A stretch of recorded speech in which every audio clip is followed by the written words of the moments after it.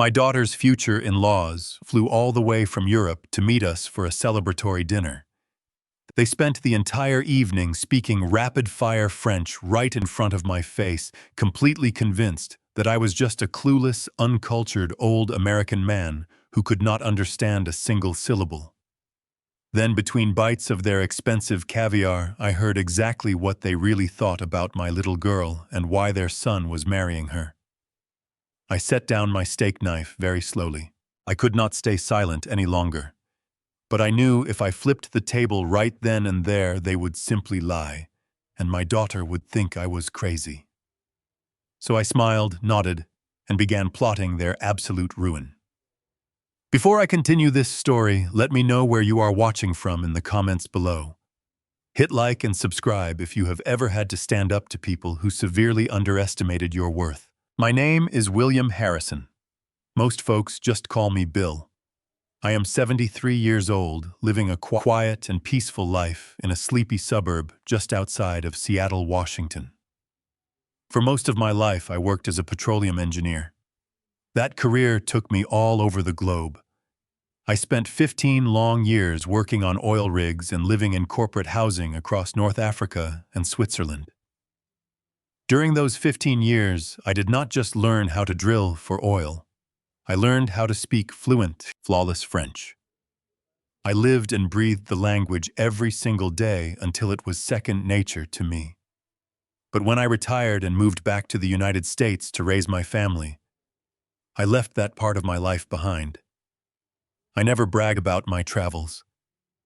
I prefer comfortable flannel shirts, worn-out jeans, and a good cup of black coffee on my back porch. To anyone looking at me today, I just look like a simple retired widower who spends his weekends fixing old cars and mowing the lawn. My entire world revolves around my daughter, Natalie. She is 32 years old and the absolute light of my life. Since my wife Diane passed away a decade ago, Natalie has been my rock. She is a successful veterinarian with her own clinic, a heart of pure gold, and a gentle soul that always sees the good in people. Diane came from a very wealthy family, and when she passed, she left Natalie a trust fund worth $5 million. I never touched a dime of it. I wanted my daughter to have a safety net, a foundation for her future. Natalie never flaunted her wealth. She drove a practical car, wore simple clothes, and spent most of her time rescuing stray animals. She is sweet, trusting, and incredibly naive when it comes to the cruelty of the real world. That naivety is exactly what drew Bastien Laurent to her. Bastien is 34 years old, a self-proclaimed art investor from Paris, France. He swept my daughter off her feet about 8 months ago. From the moment I met him, my gut told me something was deeply wrong. He was too smooth, too flashy, always wearing tailored suits and designer watches that cost more than my first car. He constantly bragged about his aristocratic family lineage and their historic chateau in the French countryside. But Natalie was utterly blinded by love. She looked at him like he was a prince from a fairy tale. I kept my mouth shut because I wanted her to be happy. I told myself I was just being a protective, paranoid old father. I tried to welcome Bastien into our family with open arms. That brings us to last Friday night. Bastien's parents, Henri and Geneviève Laurent, had just flown into Seattle to meet us for the very first time. Bastien booked a private table at the most expensive, exclusive French restaurant in the downtown area. He wanted his parents to feel right at home. When I arrived at the restaurant, I purposely wore my best but visibly dated gray suit. I wanted to be polite, but I am not the kind of man who pretends to be a billionaire. Henri and Geneviève were exactly what I expected. They looked at me as if I were a stray dog that had somehow wandered into their fine dining establishment. They gave me tight, forced smiles and limp handshakes. During the appetizer, Bastien translated our basic, polite conversations. I played along perfectly. I asked simple questions about their flight, complimented the restaurant, and acted completely reliant on Bastien to understand anything on the menu. By the time the main courses arrived, the Laurent family dropped their guard completely. They assumed I was just an ignorant American who only knew how to say hello and goodbye. They began conversing rapidly in French, their true personalities bleeding through their aristocratic masks. I took a slow sip of my ice water, keeping my face perfectly blank as their words hit my ears. Genevieve leaned over her plate of roasted duck, looked directly at my beautiful daughter, and sneered. She spoke in rapid French, her voice dripping with venom. "She is so plain, like a peasant," Genevieve said to her husband. "Look at her cheap dress. It is honestly embarrassing. But her $5 million trust fund will save our estate from the bank. We just have to endure this wretched dinner." I felt a cold chill run down my spine. My heart started hammering against my ribs. I kept chewing my food, not daring to look up. Henri wiped his mouth with a linen napkin, chuckling softly. He replied in French, his tone utterly dismissive. "Just let Bastien play the lovesick fool for a little while longer. Once the money is secured and transferred, he can go back to Camille in Lyon. This girl is just a stepping stone, a temporary nuisance." I stopped chewing. The piece of steak in my mouth suddenly tasted like ash. Camille. He had a woman named Camille waiting for him back in France. They were not just gold diggers. They were orchestrating a massive, calculated fraud to steal my daughter's inheritance and destroy her life in the process. The sound of my daughter's sweet melodic voice broke through the roaring silence that had suddenly consumed my ears. Natalie leaned across the crisp white linen tablecloth, a gentle and adoring smile illuminating her face as she looked affectionately at her fiancé. "What is so funny?" she asked, her eyes shining with genuine curiosity and a trusting warmth. She looked so incredibly happy, completely unaware of the absolute venom that had just been spat across the table. Bastien did not even miss a single beat. He pivoted toward her with the practiced, terrifying grace of a seasoned predator. He reached out, taking her delicate hand in his own, and brought her knuckles to his lips for a tender, lingering kiss. His smile was dazzling, perfectly calibrated to project nothing but warmth and complete adoration. "My mother was just saying that you are the most beautiful woman she has ever met," he lied smoothly, in perfect, unaccented English. "And my father was just telling me that Mr. Harrison is incredibly lucky to have raised such a wonderful, perfect angel." He looked over at me, his eyes crinkling at the corners, in a brilliant display of fabricated respect. Henri and Genevieve nodded along enthusiastically, raising their expensive champagne flutes in my direction, with polite murmurs of agreement. They played the part of the sweet, welcoming future in laws to absolute perfection. They were completely convinced that their rapid, hushed French conversation was a secure, unbreakable code, assuming that this quiet old man sitting across from them in a dated gray suit could not possibly understand a single syllable of their vile, arrogant mockery. I watched my daughter blush a deep, radiant crimson under the dim, romantic lighting of the restaurant.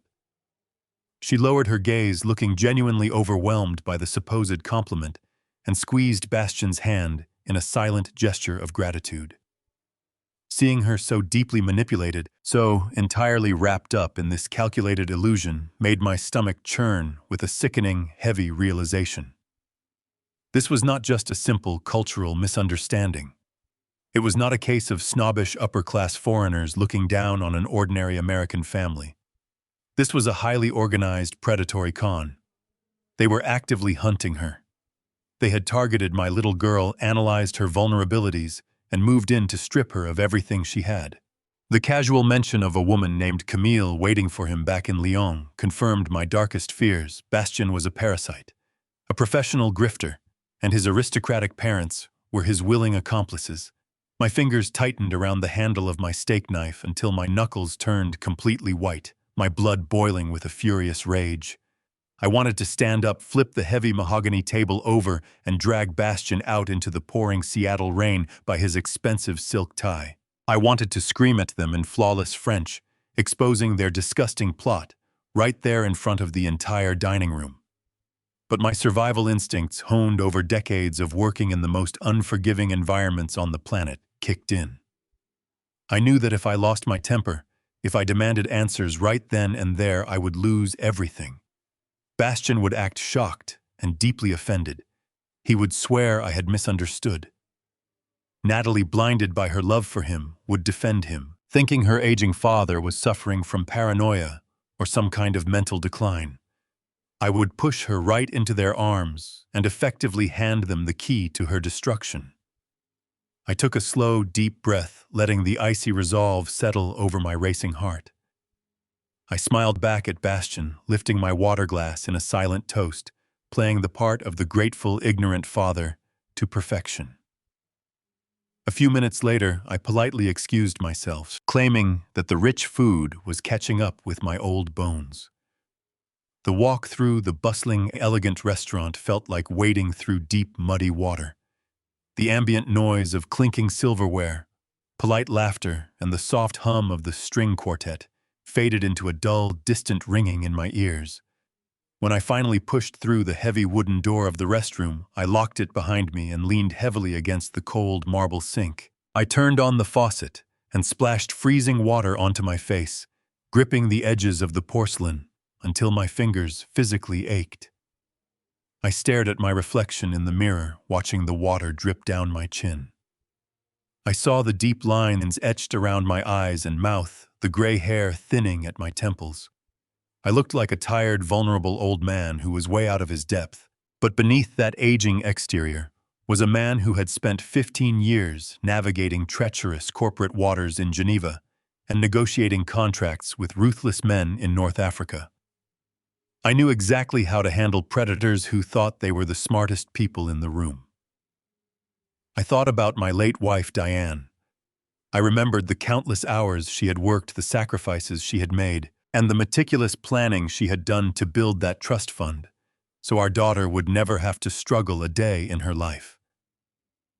Natalie was our greatest achievement, a woman who spent her days running her veterinary clinic, healing broken animals and spreading kindness wherever she went. Her empathy made her beautiful, but it also made her a target. I was not going to let a pathetic Parisian con artist and his bankrupt, arrogant parents steal her light and ruin the legacy Diane had left behind. I stood up straight, drying my face with a crisp paper towel. The chaotic anger in my chest hardened into something cold, sharp, and infinitely more dangerous. I made a silent vow to my wife right then and there. I would not just stop this wedding. I would dismantle the Laurent family piece by piece. I would let them believe they were winning until the very last second, and then I would completely burn their entire world to the ground. I smoothed my tie, practiced my harmless, naive smile one more time in the glass, and walked back out into the dining room to finish the charade. A few days later, the trap began to take a much clearer shape. I had spent the intervening time playing the role of the delighted, supportive father-in-law, never letting my mask slip for a single fleeting second. Bastian had grown increasingly comfortable, his arrogance expanding with every perceived victory he thought he was securing over me. On a gloomy, rain-soaked Tuesday afternoon, he called and asked if he could stop by my house for a drink. He said he wanted to have a bonding moment, just man to man, to discuss the upcoming wedding preparations and to ask for my blessing in a more traditional manner. I told him my door was always open. When he arrived, the heavy Seattle rain was drumming against the roof of my house. He pulled into my driveway in a sleek, rented luxury sedan that looked entirely out of place in my quiet, working-class suburban neighborhood. He stepped out wearing a tailored navy suit that probably cost more than my monthly mortgage payment, holding a large black umbrella to protect his perfectly styled hair. I greeted him on the front porch, wearing my usual worn flannel shirt and faded denim jeans. I welcomed him inside, leading him into my modest, dimly lit living room. The space was comfortable and warm, filled with old family photographs, well-loved armchairs, and a brick fireplace that I had built with my own two hands. I could see the fleeting look of pure disdain in his eyes as he surveyed the room, taking in the cheap furniture and the complete lack of sophisticated art or luxury. He hid it quickly behind his usual charming, magnetic smile, but I saw it clearly. I knew exactly what he thought of me. I walked over to the wooden cabinet and poured us 2 generous glasses of good-aged Kentucky bourbon. I handed him a glass and settled heavily into my favorite recliner, letting out a tired old man sigh to set the stage. Bastian took a seat on the sofa opposite me, crossing his legs elegantly and smoothing the crease of his trousers. He started the conversation with a barrage of calculated compliments. He told me how much he adored Natalie, how she had completely changed his outlook on life, and how he wanted to honor our family traditions by being the best husband possible. I nodded along, sipping my bourbon patiently, waiting for the true purpose of his visit to reveal itself. After a few minutes of empty, sickening flattery, he reached into his expensive leather briefcase and pulled out a thick, official-looking folder. He placed it carefully on the coffee table between us, tapping the cover with his manicured fingers. He explained in his smooth, rhythmic English that he wanted to prove his pure intentions to me. He claimed the document was a standard French prenuptial agreement. He spun a beautiful, highly convincing lie. He said he wanted to sign it, to show Natalie that he did not want a single penny of her money, that his love was entirely genuine and free from any financial motivation. I looked at the folder with mild, fabricated confusion playing my part. He then pushed a specific highlighted page toward me. He explained that according to complex French financial laws, because he had various overseas investments and business holdings, he needed a family patriarch to sign as a character witness. "It is just a simple formality, Bill," he said, his voice dripping with false sincerity and warmth. "Just a basic signature to verify that you support our union and vouch for my character. It helps expedite the spousal visa process and secures our future investments together, so Natalie is fully protected." I leaned forward and picked up the heavy document. It was printed with English on one side and French on the other. I let my eyes trail over the French text, absorbing the legal terminology. My heart turned to absolute ice. It was not a prenuptial agreement. It was a collateral leverage contract. Hidden beneath the dense, complex legal jargon, the document explicitly stated that by signing as a guarantor, I was authorizing the use of Natalie's veterinary clinic and her entire trust fund assets as collateral against a shell company registered in Switzerland. It was a financial death warrant. If I signed it, and they intentionally defaulted on whatever phantom loans they had created, they could legally seize everything Diane had left for our daughter, leaving her with absolutely nothing. The sheer audacity of the document was breathtaking. I kept my face entirely slack. I did not blink. I did not frown. I slowly reached into my flannel shirt pocket and pulled out a pair of cheap, scratched reading glasses I had bought from the local drugstore years ago. I slid them down the bridge of my nose and squinted hard at the paper, moving my index finger slowly across the lines as if I were struggling to read and comprehend the basic English translation. I let out a low, confused chuckle, shaking my head. I tapped the paper and looked up at Bastian with wide, innocent eyes. I told him that all this modern legal jargon was just too much for my old tired eyes to process. I said I trusted him completely, but that I always made it a strict rule to show any complicated paperwork to my senior reading group at the local community center. We have a retired real estate agent in the group who loves looking over this kind of stuff for us, old folks. I lied seamlessly, letting out a self-deprecating laugh. Let me hold on to it for just a few days, just so I can feel like a responsible, protective father. The shift in Bastian's face was microscopic, but to a trained observer it was as clear as day. His eyes flashed with a potent, undeniable mixture of hidden contempt and pure, unadulterated arrogance. I was looking at a man he firmly believed was a pathetic, uneducated fool who needed a senior citizen reading group to understand a simple contract. He nodded graciously, perfectly, masking his disdain with a polite, understanding smile. "Of course, Bill," he said, leaning back into the sofa and taking a relaxed sip of his bourbon. "Take all the time you need. I want you to feel completely comfortable and secure with everything." He thought he had me exactly where he wanted me. He thought the money was already safely in his pocket and that the battle was already won. As I sat there sipping my drink and playing the part of the helpless, trusting old man I knew I had just secured the ultimate weapon to destroy him. The very next morning, I decided it was time to observe my enemy in his natural hunting ground. I drove my old pickup truck down to the thriving veterinary clinic that Natalie had built from the ground up. She had poured her heart, her sweat, and a significant portion of her own savings into making that clinic a safe haven for every stray and sick animal in the county. It was a beautiful state-of-the-art facility buzzing with dedicated staff and grateful pet owners. I walked through the sliding glass doors holding 2 cups of black coffee, planning to surprise her. The receptionist, a bright young woman named Sarah, who had been with Natalie since the beginning, gave me a tight, strained smile. I could immediately sense the heavy, uncomfortable tension hanging in the air. Instead of the usual cheerful chatter, the waiting room was dead silent. I walked quietly down the pristine hallway toward Natalie's private office, the soles of my worn boots making no sound on the linoleum floor. I stopped just short of the open doorway, pressing my back against the wall so I could see inside without being noticed.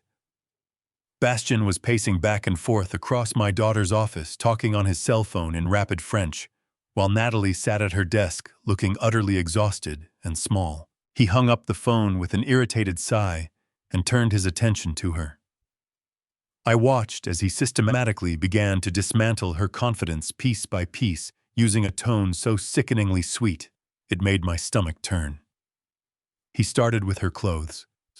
Natalie was wearing her usual practical work attire, comfortable dark scrubs and supportive running shoes, which made perfect sense for a veterinarian who spent her days wrestling with nervous golden retrievers and carrying heavy bags of pet food. Bastien walked over, gently pinched the fabric of her scrub top, and let out a soft, condescending cluck of his tongue.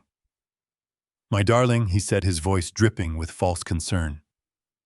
"I know you are very busy, but you must start making an effort for me. My mother was quite taken aback by your appearance at dinner. In Paris, a woman of your wealth and status would never be caught dead looking so unkempt. It is a matter of self-respect. Let me hire a personal shopper for you, someone who can teach you the basics of Parisian elegance, so you do not embarrass us at the wedding." I watched my beautiful, brilliant daughter lower her head, a deep flush of shame creeping up her neck. She mumbled a quiet apology, promising to try harder. The absolute heartbreak in her voice nearly made me step into the room and snap his neck. But he was not finished. He smoothly pivoted from tearing down her self-esteem to attacking her professional judgment. He began criticizing her staff, specifically targeting Sarah at the front desk. He complained that her employees were too casual, too loud, and entirely unprofessional. He told Natalie that she was far too soft to be a real business owner. "You let them walk all over you, my love," he whispered, leaning over her desk and invading her personal space. "You are too emotional. You care too much about these animals and not enough about the bottom line. You need someone with a firm hand to manage these peasants." I then reached across her desk and physically pulled her heavy accounting ledger right out from under her hands. He flipped through the pages, shaking his head with a theatrical display of disappointment. "This is exactly why you need me, Natalie. You are far too stressed, and this financial mess is clearly taking a severe toll on your delicate mental health. From now on, I will handle the clinic accounting. I will streamline your expenses and make sure your trust fund is integrated properly so you do not have to worry your pretty little head about these complicated numbers ever again." It was a textbook psychological operation. He was isolating her from her trusted employees, destroying her self-worth, and positioning himself as her sole savior and financial guardian. By making her feel incompetent and overwhelmed, he was ensuring that she would hand over the keys to her business and her fortune without a single fight. And the worst part was she was thanking him for it. She looked up at him with tired, grateful eyes, genuinely believing that he was lifting a burden from her shoulders, completely unaware that he was actually tightening a noose around her neck. I remained completely still in the hallway, forcing myself to memorize every single detail of his psychological abuse. I needed this anger. I needed this burning fury to fuel what I was about to do to him. Then came the final, most chilling part of his daily manipulation. He knelt down beside her chair, taking both of her hands in his, playing the role of the devoted, desperate lover. He told her that he had been speaking with his immigration lawyers that morning, and things were becoming incredibly complicated. He claimed that because of strict international regulations, his parents were going to have severe trouble obtaining the proper long-term visas to stay in the United States after the grand wedding in France. "There is only one way to fix this, my angel," he murmured, kissing her fingertips. "We need to go to the civil registry here in Seattle and get legally married by next week. Just a quick, quiet signature. No guests, no big party. Just the two of us making it official on paper. It will solve all the immigration paperwork for my family instantly. And then we can focus entirely on our beautiful, lavish ceremony back in Paris next month." Natalie hesitated, her brow furrowing in confusion. She quietly mentioned that she had always dreamed of her father walking her down the aisle before any legal documents were signed. Bastian immediately stiffened his charming facade, cracking for just a fraction of a second before he recovered. He smoothly applied a heavy layer of guilt, asking her if a silly piece of paper was more important than his family being able to attend their actual wedding. He manipulated her until she finally gave in, nodding her agreement to the rushed, secret civil ceremony. He was locking down the legal theft before anyone could stop him. I silently backed away from the doorway and walked out of the clinic knowing my time was rapidly running out. Every single passing minute brought Bastian closer to securing absolute control over my daughter and her entire financial future. He was moving with terrifying speed, creating a false sense of urgency to prevent Natalie from thinking clearly. He knew that once legally bound under United States law, untangling his filthy grip from her clinic and trust fund would become a nightmarish legal battle. I stepped out into the crisp Seattle air, tossing the cold coffees into a nearby trash can. I could not wait another single day.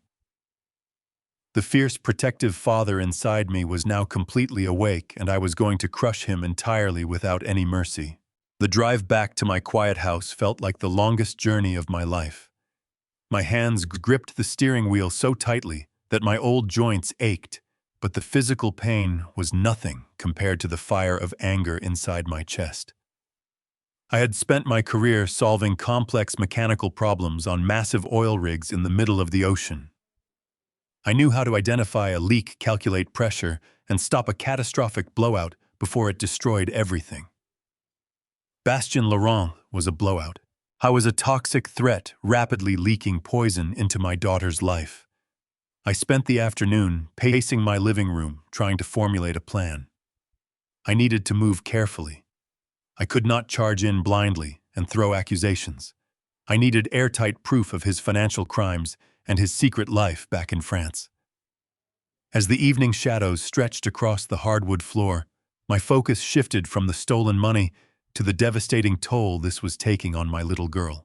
That night, the rain returned, drumming a rhythm against the roof of my house. I lay in bed staring at the dark ceiling, unable to sleep.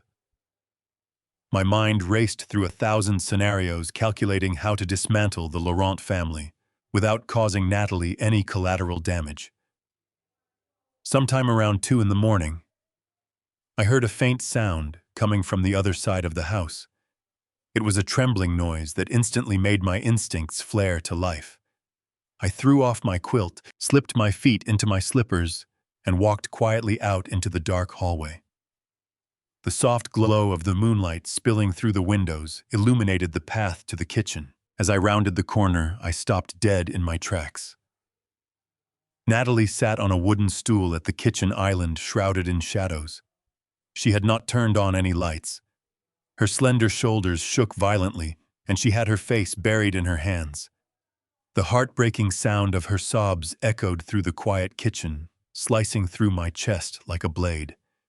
This was my compassionate daughter, the woman who performed complex surgeries to save terrified animals, the woman who inherited her mother's spirit and capacity for love. Now she sat alone in the dark, crying until she could barely breathe.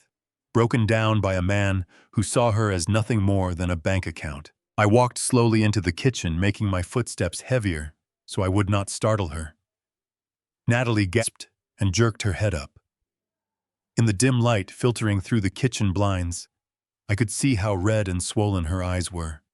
She frantically wiped at her wet cheeks with the sleeves of her sweater, trying to assemble her brave facade.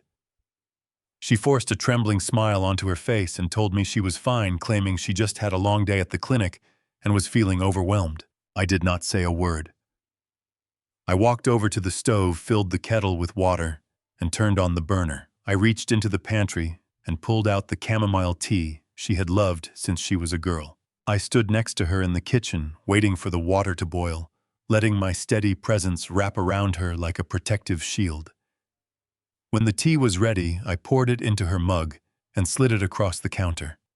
I sat down on the stool next to her and gently placed my hand over her trembling fingers. I told her she never had to hide her tears from me. I told her that I was her father, and my only job in this world was to keep her safe. The moment those words left my mouth, her facade shattered.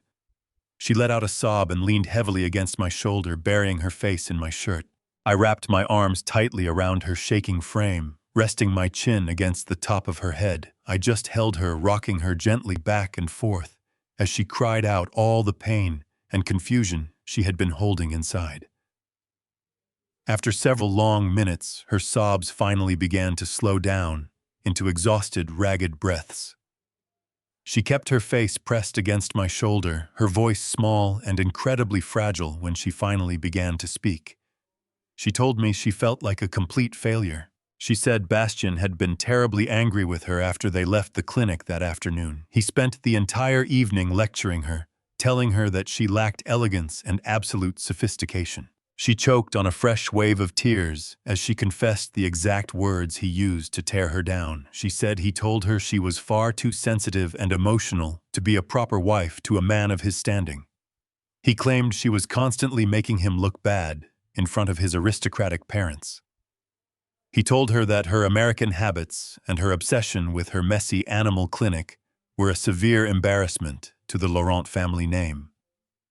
She looked up at me, her beautiful eyes overflowing with profound self-doubt. She asked me what she was doing wrong.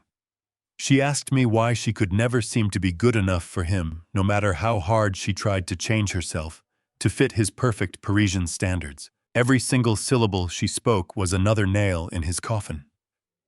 My heart broke into a million pieces for my daughter, but beneath that heartbreak, a cold, calculated, and terrifying clarity took absolute control of my mind. Looking at my brilliant, beautiful girl reduced to a terrified shadow of her former self, I finally realized the true magnitude of what was at stake.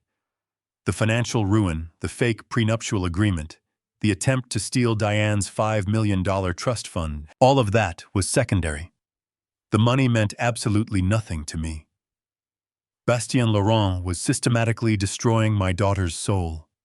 He was crushing her spirit, erasing her identity, and molding her into a submissive, broken victim who would willingly hand over her entire life to him. I realized that this was not just a legal battle over assets and property. This was a fight for her psychological survival.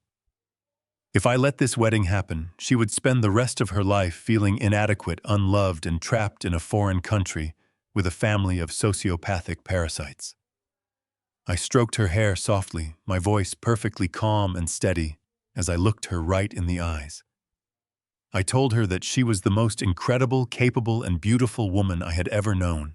I told her that she was perfect, exactly the way she was, and that anyone who made her feel otherwise was completely blind to her absolute brilliance.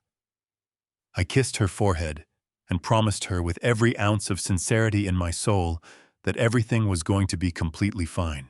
I sat there in the dark kitchen, holding my daughter until she finally fell asleep against my chest, utterly exhausted from the emotional torment. I carefully scooped her up into my arms, carrying her down the hallway to her childhood bedroom, just like I used to do when she was a little girl.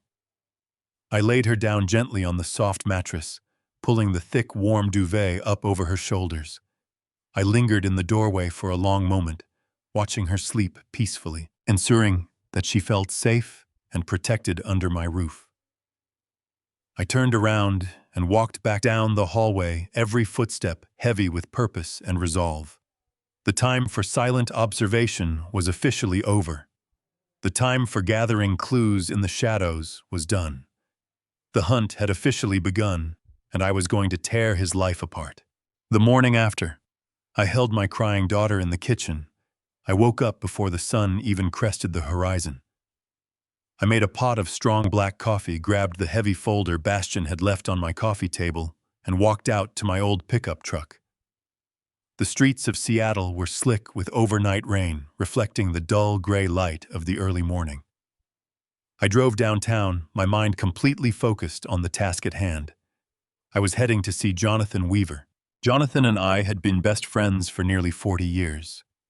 We met back when I was a young engineer and he was a brilliant law student. Over the decades, he had built a reputation as one of the most ruthless and effective federal prosecutors in the Pacific Northwest. He had retired a few years ago, trading the intense courtroom battles for a quiet private practice, where he only took cases that personally interested him. When I called him at 6 in the morning and told him it was an absolute emergency regarding Natalie, he did not ask a single question. He just told me to meet him at his office at 8 sharp. I pulled into the underground parking garage of his high-rise building, took the private elevator up to the top floor, and walked straight past his receptionist. Jonathan was already waiting for me. He sat behind a massive, polished mahogany desk, nursing a cup of coffee. He looked at my face, saw the absolute determination in my eyes, and immediately gestured for me to sit down. I did not waste any time with pleasantries or small talk. I reached into my jacket, pulled out the thick folder containing the supposed prenuptial agreement, and slid it directly across the smooth surface of the mahogany desk. Jonathan picked it up, adjusting his reading glasses, and asked me what he was looking at. I explained the entire situation from the very beginning. I told him about the disastrous dinner at the upscale French restaurant. I told him about the sickening, arrogant conversation his parents had in French, thinking I could not understand a single word. I told him about the woman named Camille waiting for Bastien back in Lyon. Finally, I told him about how Bastien had come to my house, handed me this document, and tried to manipulate me into signing it by claiming it was just a simple character witness form required by French overseas investment laws. Jonathan listened in absolute silence.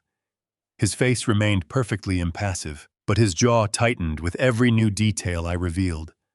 When I finished speaking, he opened the folder and began to read the document. He read the English translation first, flipping through the pages quickly. Then he turned to the French side of the contract.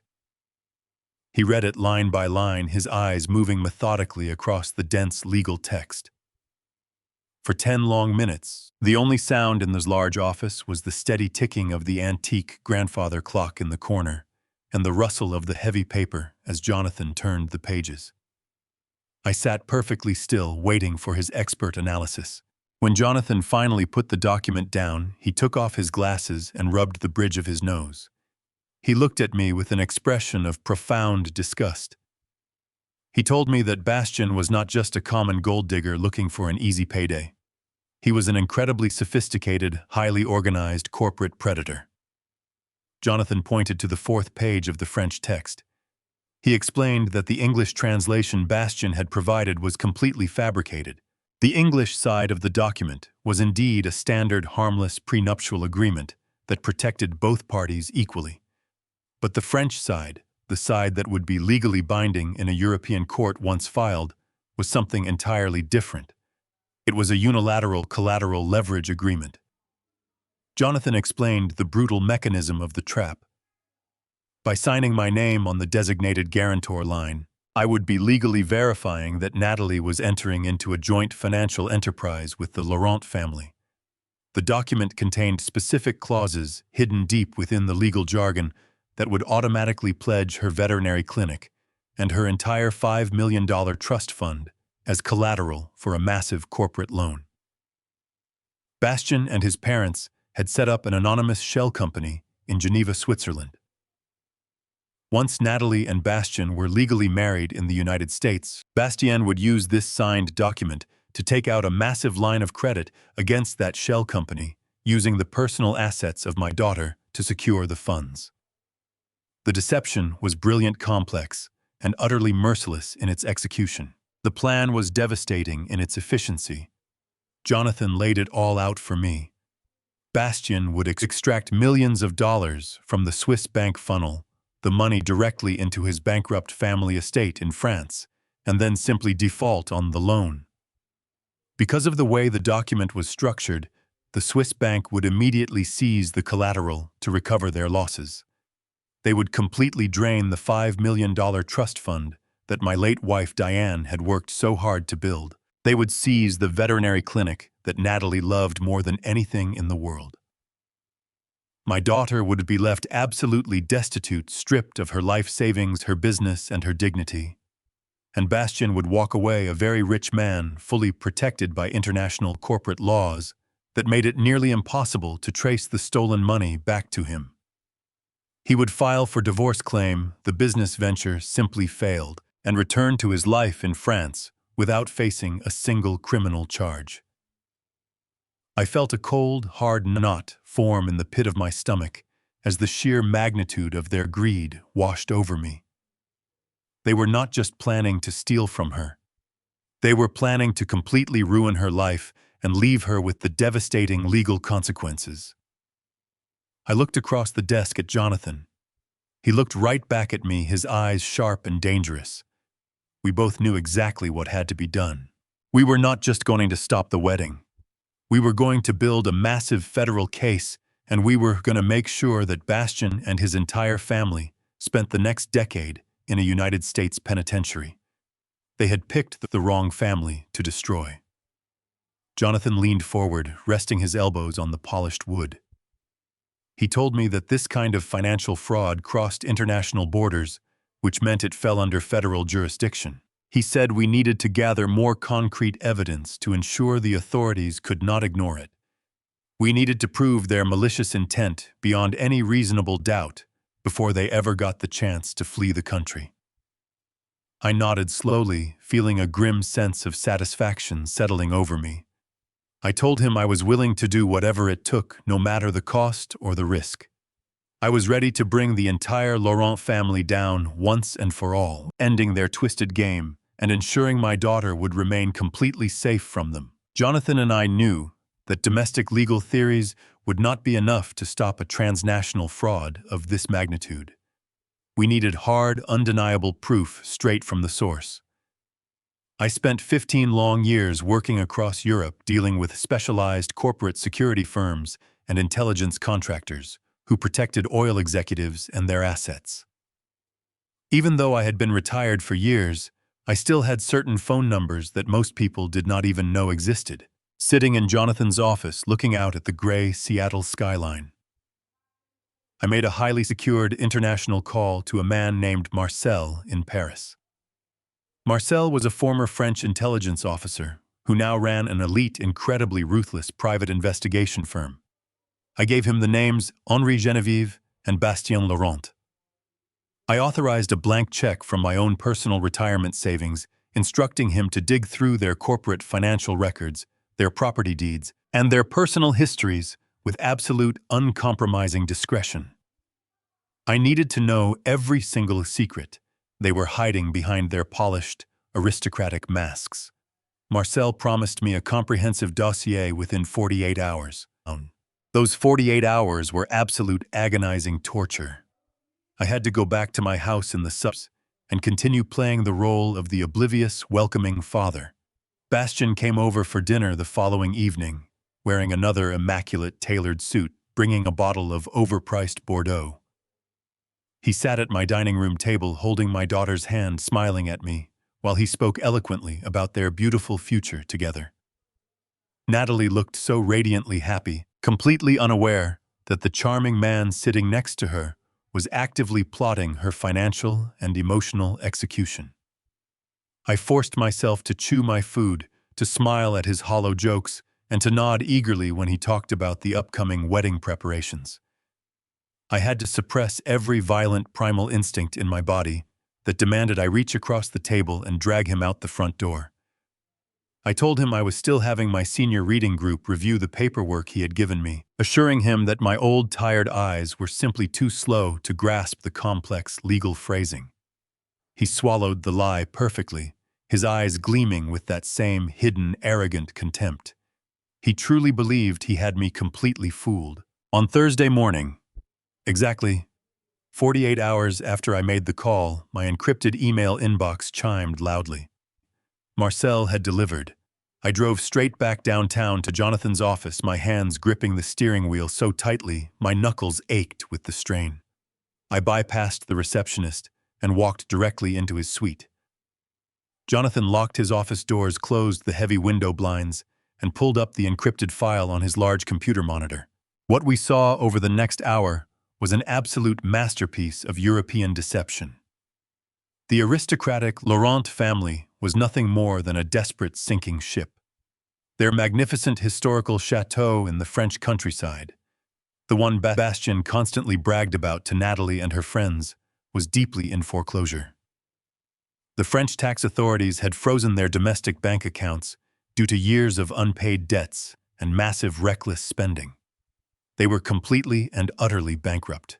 Henri and Genevieve were essentially surviving on credit cards and borrowed time wearing expensive clothes. They could no longer afford to maintain the illusion of immense wealth. But the impending financial ruin was only the tip of the iceberg. The most devastating revelation was nestled quietly in the personal civil records. Jonathan clicked on a scanned legal document obtained from the Municipal Registry of Lyon. It was a certified marriage certificate.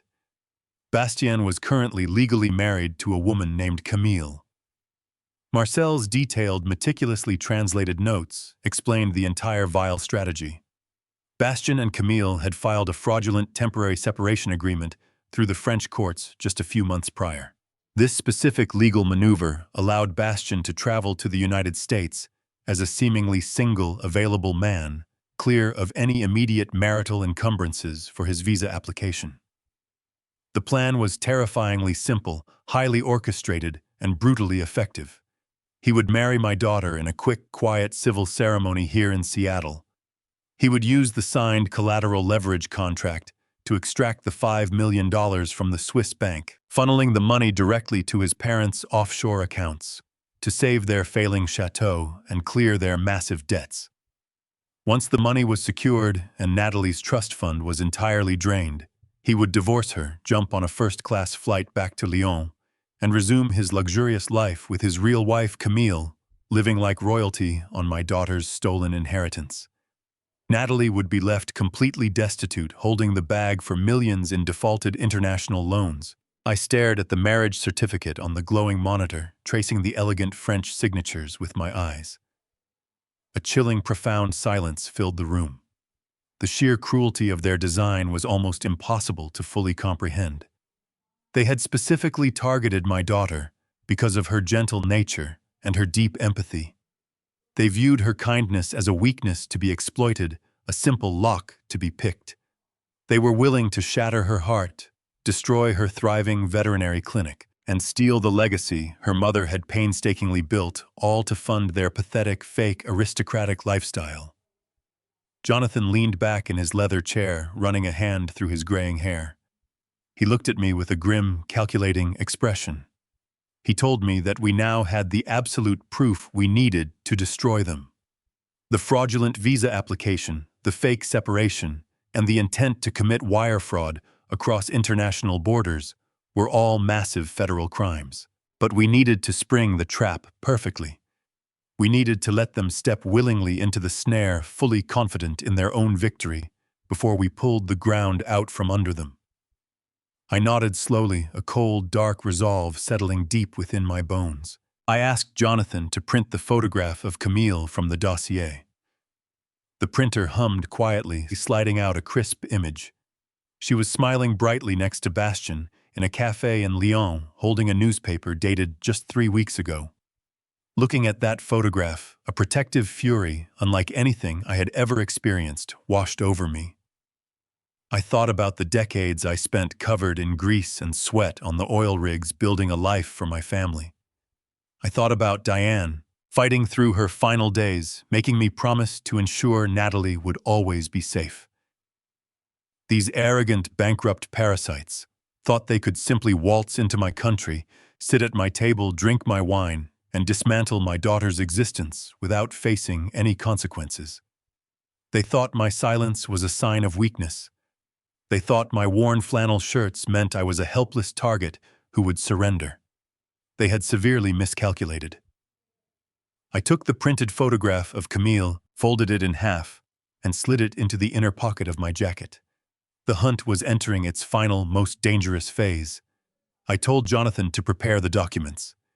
We were going to offer them a bait so massive that their greed would blind them to the trap. I left Jonathan's office with cold determination. The drive back to the suburbs was quiet, the windshield wipers matching the beat of my pulse. To catch these predators, I had to invite them directly into my den. I pulled into my driveway and sat in the truck, staring at the home I shared with Diane. It was a comfortable house with a sprawling backyard and a wide patio. It was a place of love for my daughter, but for the next week it would become a meticulously crafted trap. I walked inside, picked up my phone and dialed Bastian's number.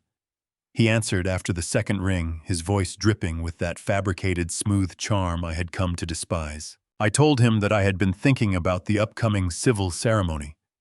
I explained it felt impersonal to have his parents staying in a sterile downtown hotel when we had extra room here. I spun a heartfelt tale about traditional American hospitality. I told him I wanted to bridge the gap between our families, to share meals, and to know the people who raised the man my daughter was marrying. I poured on the folksy, naive charm, making myself sound like a lonely widower desperate for family connection. Bastian hesitated for only a fraction of a second.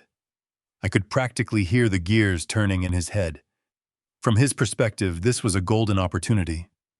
By staying under my roof, he and his parents could keep a close eye on me. They could ensure I signed their fraudulent collateral document without external interference and further isolate Natalie. He enthusiastically accepted my offer, praising my generosity and promising his parents would be thrilled to experience authentic American living. As soon as I hung up the phone, my demeanor completely shifted. The bumbling, friendly father-in-law vanished, replaced entirely by the meticulous engineer who had spent 15 years calculating risks in the field. I had exactly 2 days before the Laurent family moved into my home. I needed to prepare the battlefield. I drove to a specialized electronics store on the other side of the city, a place that dealt in high-end security equipment. I paid entirely in cash. I purchased 6 state-of-the-art voice-activated hidden microphones. They were incredibly small with long-lasting batteries and massive internal storage. When I returned home, I went to work with absolute precision. I placed the first microphone in the primary guest bedroom, where Henri and Genevieve would be staying, adhering it securely behind the heavy wooden headboard of the bed. I placed the second one in the smaller guest room designated for Bastian, tucking it inside the air conditioning vent near the ceiling. I hid a third microphone under the rim of the large glass table on the outdoor patio, knowing they often preferred to take their evening wine outside in the fresh air. I placed the remaining devices in the kitchen and the living room, ensuring that there was no corner of my home where they could speak without being recorded. I tested every single device, linking them to a secure, encrypted application on my personal laptop in the basement. The audio quality was crystal clear. 2 days later, a sleek black town car pulled into my driveway. Bastien stepped out first, followed by Henri and Genevieve. They looked around my neighborhood with barely concealed disdain, their eyes darting over the modest lawns and practical cars parked on the street. I walked out onto the front porch, throwing my arms wide in a grand, welcoming gesture. I greeted them with a booming, cheerful voice, grabbing their heavy, expensive leather suitcases and insisting on carrying them inside myself. I played the role of the eager servant to absolute perfection. I gave them a grand tour of the house, apologizing profusely for the simple decor and the lack of European sophistication. Genevieve offered a tight, patronizing smile, her eyes scanning my living room as if looking for a disease. She turned to Henri and murmured something in French about how the house smelled like cheap pine cleaner and old dog. I kept a broad, oblivious smile plastered on my face, thanking them for coming and showing them to their rooms. That evening, I prepared a large, traditional American dinner. I smoked a brisket in the backyard, roasted some vegetables, and opened a very expensive bottle of wine I had been saving for years.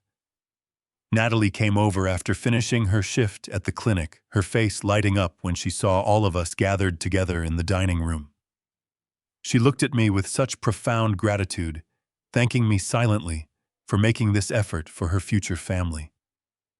We all sat around the heavy oak table, the warm glow of the overhead light, casting long shadows across the room.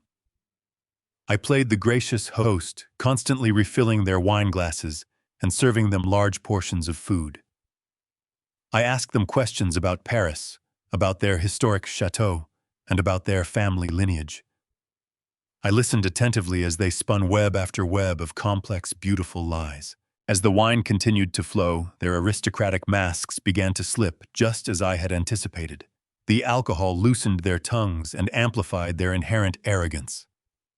Bastien sat next to Natalie, holding her hand and kissing her cheek while simultaneously exchanging knowing, arrogant glances with his father.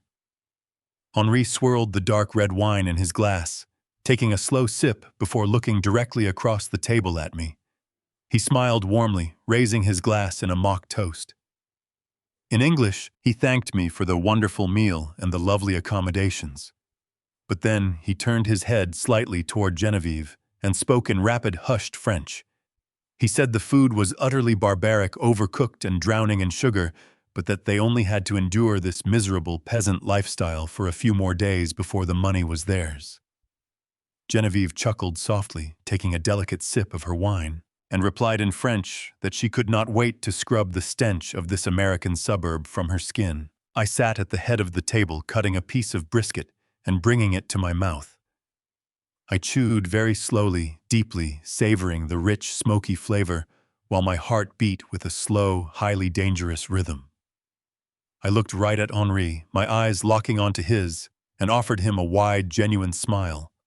I told him I was so incredibly glad that they were enjoying themselves, and that my home was completely theirs to use however they saw fit. I poured him another glass of wine, letting him revel in his false superiority. They thought they were the predators sitting at a table with harmless, oblivious sheep. They had absolutely no idea that every single vile word, every single insult, and every single detail of their fraudulent scheme was currently being recorded by the hidden microphone taped directly beneath the table they were leaning on. I had already successfully captured everything perfectly. The trap had been successfully sprung, and they had walked right into the center of it, with smiles on their faces. When the grandfather clock in the hallway struck 2 in the morning, the house was submerged in a thick silence. The Laurent family was fast asleep upstairs, full of my wine and smoked brisket, dreaming of the millions they believed were already secured in their pockets. I quietly slipped out of my bed, throwing a thick woolen sweater over my shoulders to fight off the damp Seattle chill. I walked softly down the narrow wooden stairs that led into my basement. This was my sanctuary, a room I had soundproofed years ago when I used to work on loud woodworking projects late into the night. It was the one place in the entire house where no sound could escape and no unwanted ears could intrude. I locked the heavy door behind me, turned on a single desk lamp that cast a warm, focused circle of light across my workbench, and opened my encrypted laptop.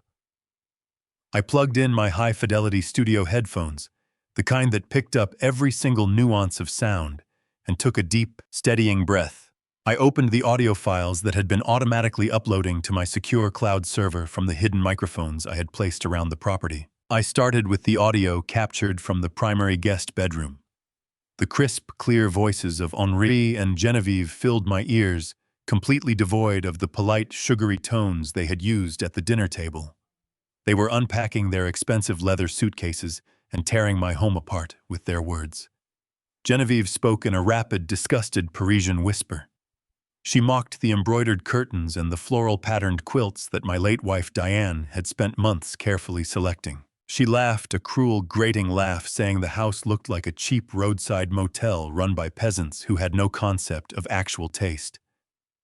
Hearing her insult the very things that Diane had loved so much felt like a physical blow to my chest. My wife had poured her soul into making this house a warm, welcoming home for our family. To hear these bankrupt, desperate con artists mocking her memory from the comfort of the very bed I had provided for them sent a wave of pure, concentrated fury through my veins. But I did not let the anger consume me. I paused the recording, opened a fresh document, and began to meticulously type out the exact French transcription, translating every single vile insult into perfect English. The real treasure trove of evidence came from the microphone I had hidden under the rim of the glass table on the outdoor patio. Sometime around midnight, after I had gone to bed, Bastien had joined his parents outside for a final glass of wine.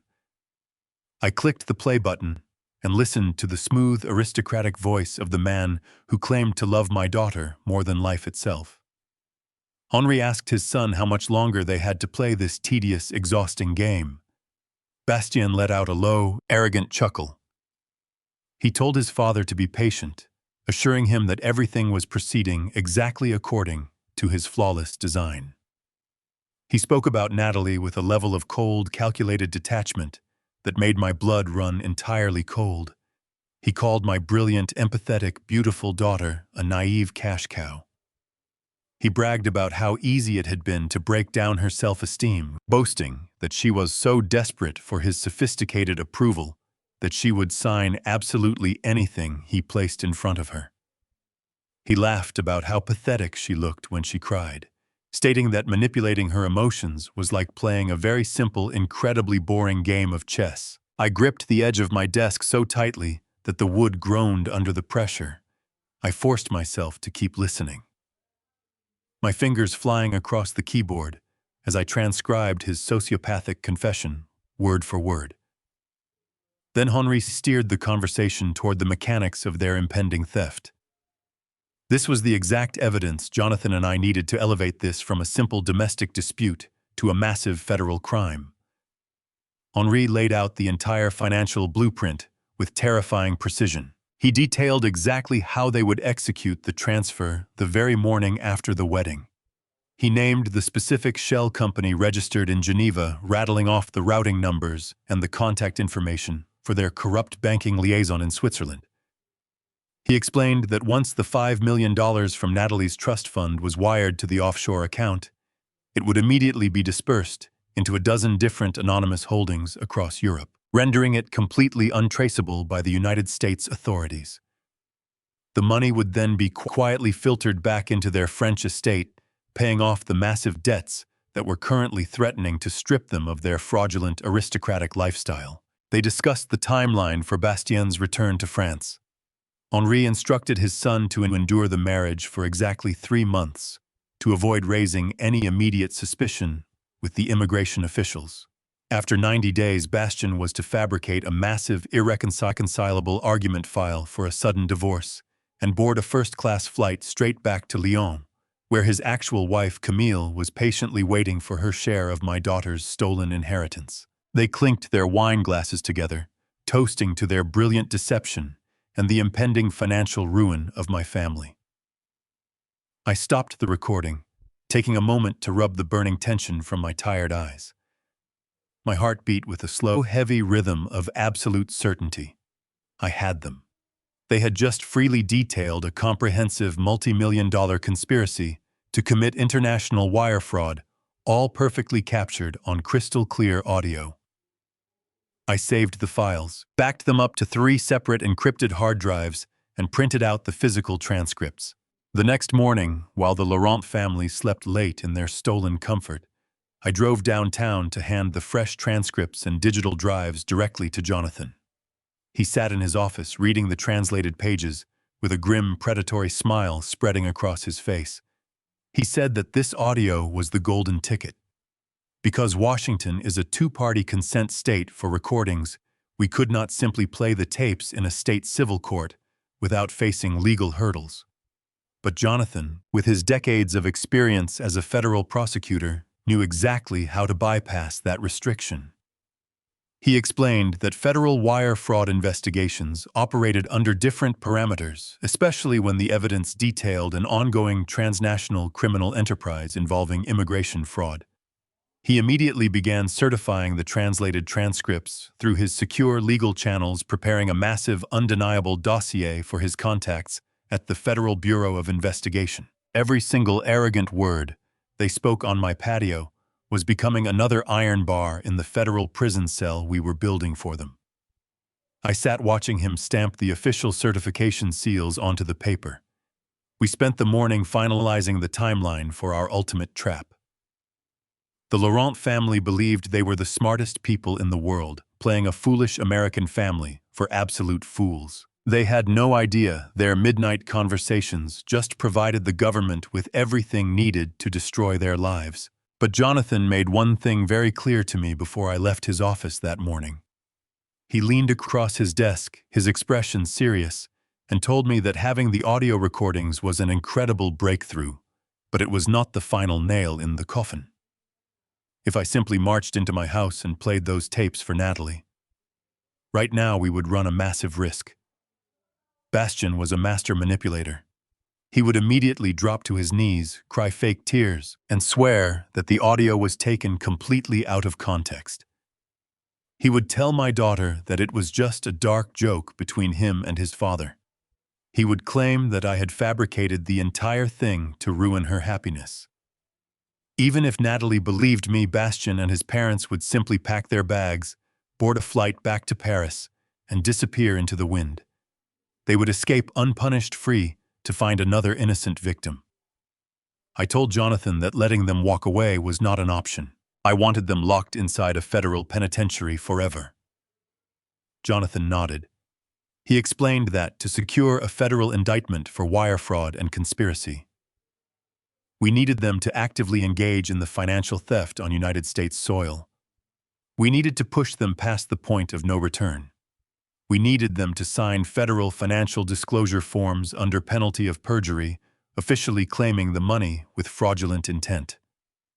To do that, we had to offer them a bait so incredibly massive and irresistible that their overwhelming greed would completely blind them to the trap. We spent the next hour meticulously planning a performance that would require every single ounce of my self-control.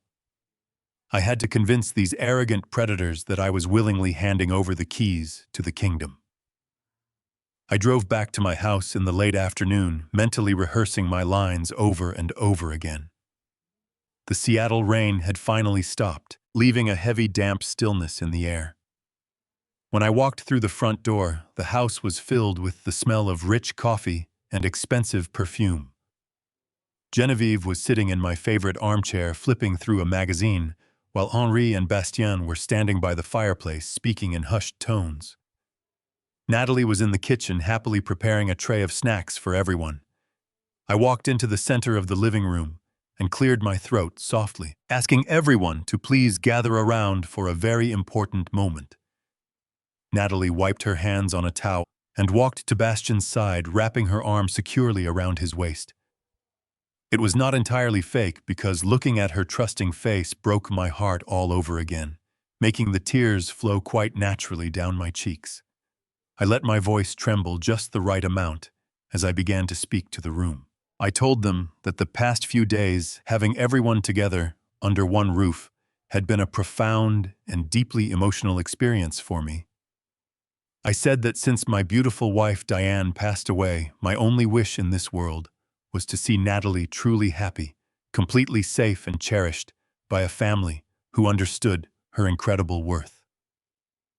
I told him that seeing the way he looked at my daughter, the way he held her hand, and spoke about their future, had finally put my weary old heart at ease. I said I knew beyond a shadow of a doubt that he was an honorable, decent man who would protect her for the rest of his natural life. Bastien placed his hand over his heart, his face a perfect mask of humility and profound gratitude. He thanked me, telling me that my blessing meant more to him than anything in the world. I held a crisp white envelope in my trembling hands and looked around the room, making sure I had their absolute, undivided attention. I announced that I had spent the entire morning speaking with the attorneys who managed Diane's estate. I explained that the original terms of Natalie's $5 million trust fund dictated that she would not receive full control of the capital until she turned 40 years old. But I added there was a specific clause that allowed me as the sole executor to authorize an early release of the funds in the event of her marriage, provided I truly believed her future was completely secure. I paused, letting the silence stretch out, watching the greed ignite like a wildfire in the eyes of the Laurent family.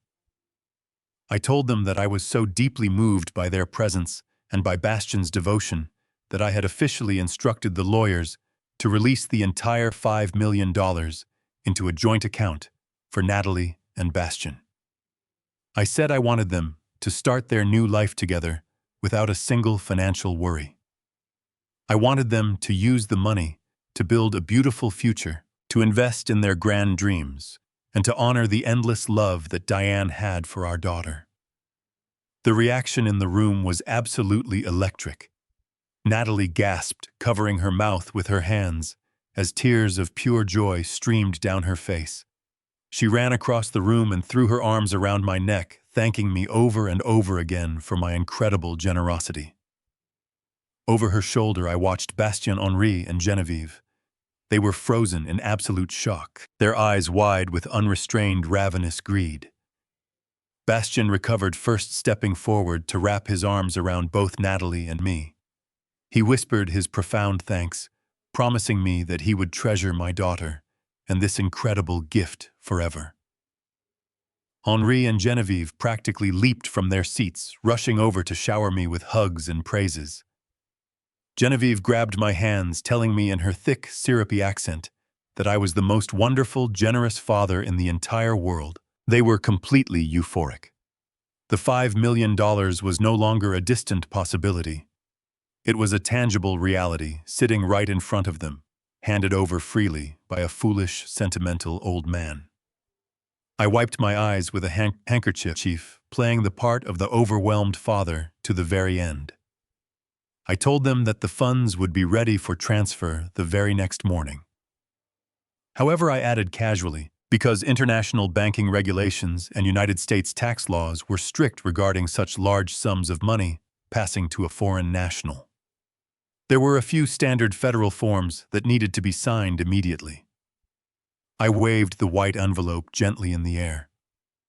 I explained that the lawyers just needed Bastien as the joint recipient and his parents as the international character sponsors to sign these financial disclosure documents so the bank could clear the massive wire transfer without delay. Bastien smiled warmly. He assured me that they would be more than happy to sign whatever was necessary to facilitate the process. He pulled an expensive pen, eagerly grabbing the federal documents from my hands. Henri and Genevieve lined up right behind him. They were so blinded by the promise of $5 million that they eagerly signed their own federal arrest warrants. I watched closely as Bastien leaned over the glass coffee table, his expensive fountain pen scratching rapidly across the thick, watermarked paper.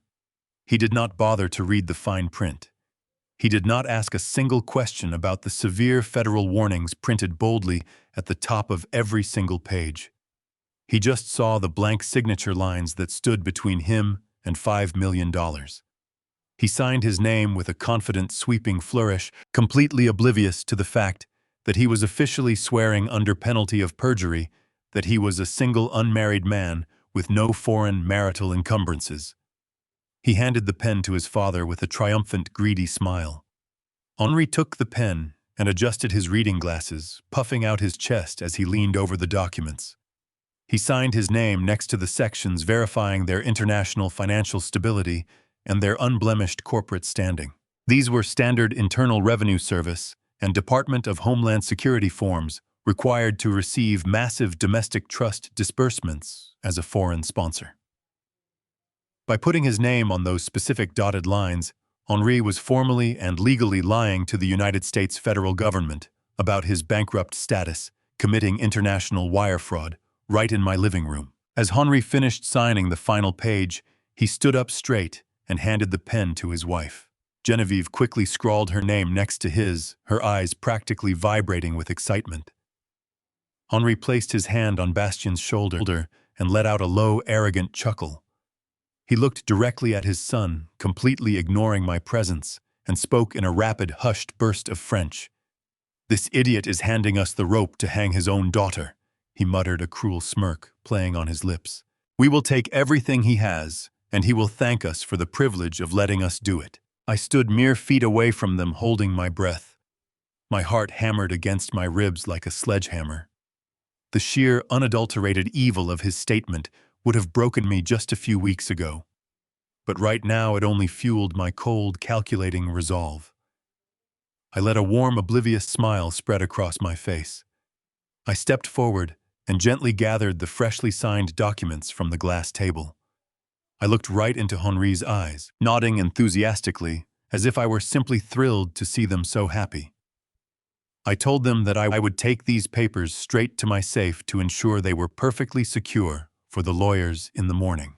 I excused myself from the living room, leaving them to pop open a bottle of champagne and celebrate their imaginary victory with Natalie. I walked down the hallway and slipped into my home office, locking the heavy wooden door behind me. My hands were shaking, not from fear, but from the massive adrenaline rush of capturing my prey. I walked over to the window and looked out into the rainy street. Jonathan had a trusted courier waiting in a black sedan just 2 blocks away. I slipped the federal forms into a waterproof courier envelope, sealed it tightly, and walked out the back door. I handed the envelope directly to the courier, who nodded silently and drove off into the night. Within the hour, those documents would be sitting on Jonathan's desk, and by the next morning, they would be in the hands of the Federal Bureau of Investigation. The trap had effectively snapped shut, and the Laurent family was completely trapped inside it. When I returned to the living room, the atmosphere had shifted into a state of absolute euphoria. Bastien had poured champagne for everyone, and they were actively toasting to their bright, beautiful future. Natalie rushed over and handed me a crystal flute, her face glowing with genuine happiness. I took a slow sip of the sparkling wine, tasting the bitter irony of the moment. Bastien walked over and clapped me on the shoulder, calling me a true visionary and the best father a man could ever hope to have. I thanked him humbly, telling him that I was just doing what any good parent would do to protect their child's future. The rest of the evening passed in a blur of fake smiles and elaborate lies. Henri and Genevieve began talking openly about the lavish renovations they were going to do to their French chateau, claiming they wanted to make it a perfect vacation home for Natalie. I knew they were just mentally spending the money they thought they had just secured to save their estate from the bank. The next morning, the house was a whirlwind of frantic activity. It was the day of the rehearsal dinner, and the quiet civil registry wedding was scheduled for the following afternoon. Henri spent the morning on the back patio, talking loudly on his phone in French, assuring his desperate creditors back in Europe that a massive influx of cash was coming within 48 hours. Natalie spent the entire day running last-minute errands and trying on her elegant white dress for the civil ceremony. She looked so breathtakingly beautiful, but there was a faint shadow of exhaustion in her eyes. Bastien had continued his subtle psychological torment, constantly correcting her posture and telling her to smile more gracefully so she would not embarrass him in front of his esteemed parents. Jonathan had called me an hour earlier to confirm that the federal warrants were officially secured and signed by a judge. The federal agents were simply waiting for my signal to move in. As the afternoon slowly faded into early evening, the tension inside my chest grew so heavy I could barely breathe. The Laurent family disappeared into their guest rooms to change into their expensive formal attire for the rehearsal dinner. I walked upstairs to my own bedroom and pulled out the dark, tailored suit I had worn to my late wife's funeral. It felt fitting to wear it tonight because I was about to bury this toxic, predatory family once and for all. I stood in front of the mirror, adjusting my tie and smoothing my gray hair. I reached into my jacket pocket and pulled out the photograph of Camille Bastien's actual wife holding the recent newspaper in Lyon. I stared at her smiling face, a physical reminder of the massive sociopathic lie they had constructed. I slipped the photograph back into my pocket, along with the certified translated transcripts of their vile midnight conversations. I patted my chest, feeling the solid weight of the evidence resting against my heart. I was no longer playing the role of the helpless, confused American widower. The facade was officially coming to an end. I took one final deep breath, centering my mind and locking away my emotions. I walked out of my bedroom and headed down the stairs to meet the monsters who were trying to completely destroy my daughter. Tonight, they were going to learn exactly what happens when you underestimate a father's love. Tonight, their entire fraudulent empire was going to burn to the ground, leaving absolutely nothing but cold, bitter ashes behind them forever. The very next evening, the heavy Seattle rain finally gave way to a clear, crisp twilight as we arrived at the exclusive country club I had booked for the rehearsal dinner.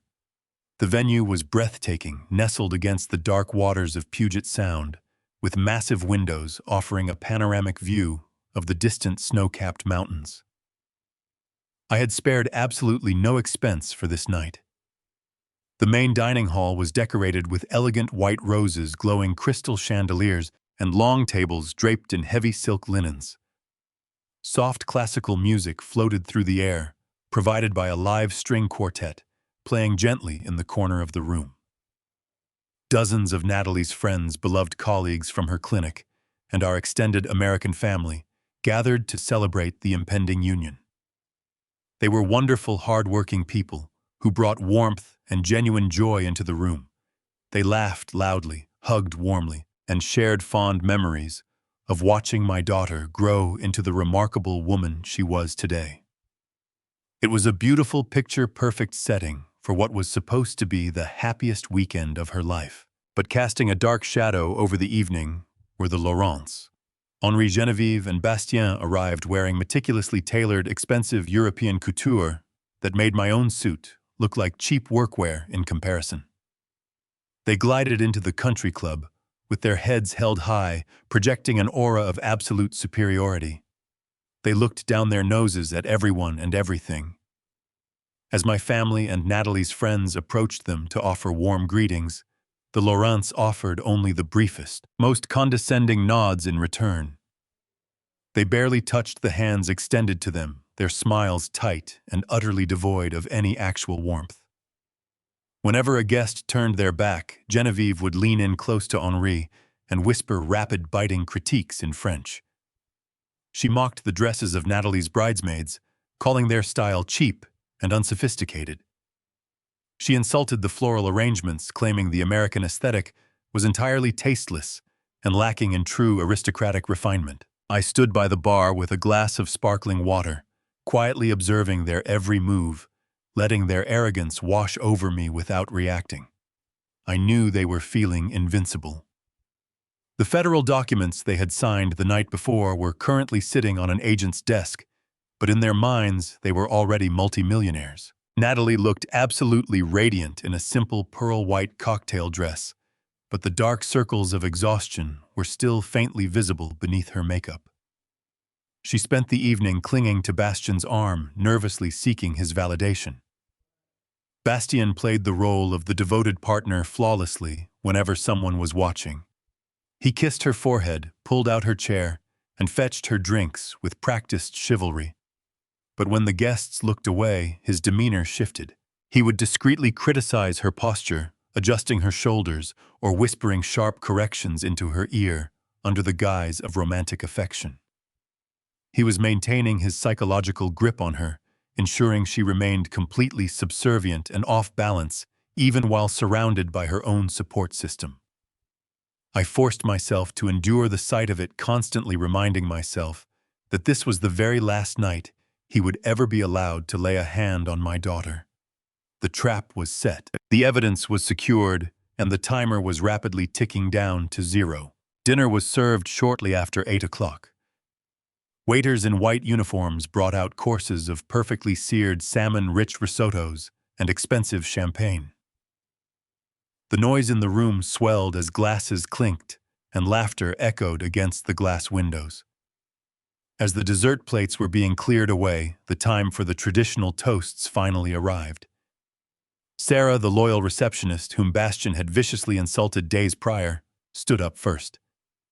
She gave a beautiful, tearful speech about Natalie's endless compassion and her profound dedication to healing animals. She spoke about how much Natalie deserved a lifetime of happiness and profound love. Other friends followed, sharing funny, heartfelt stories that painted a picture of a woman who was universally adored by everyone who truly knew her. Throughout all of these speeches, Bastian sat beside her, smiling that dazzling, completely hollow smile, nodding politely, as if he actually cared about the people speaking. Henri and Genevieve politely clapped their hands, their eyes glazed over with absolute boredom, waiting for the tiresome American traditions to finally conclude. When the final guest finished their speech, an expectant hush fell over the dining room. It was time for the groom to speak. Bastian stood up slowly, smoothing his tailored jacket with practiced elegance. He picked up his crystal champagne flute and tapped it gently with a silver spoon, the sharp ringing sound instantly silencing the room. Every eye turned to him. He looked down at Natalie, his gaze softening into a look of manufactured, profound adoration. He began his speech in perfectly articulated melodic English. He spoke about destiny, claiming that crossing the ocean to find his soulmate was the greatest journey of his life.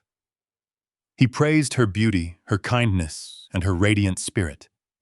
He told the room that she had completely transformed his world and that he could not wait to spend the rest of his natural life making her the happiest woman on the planet. The guests let out a collective sigh of admiration. Several women dabbed at their eyes with napkins.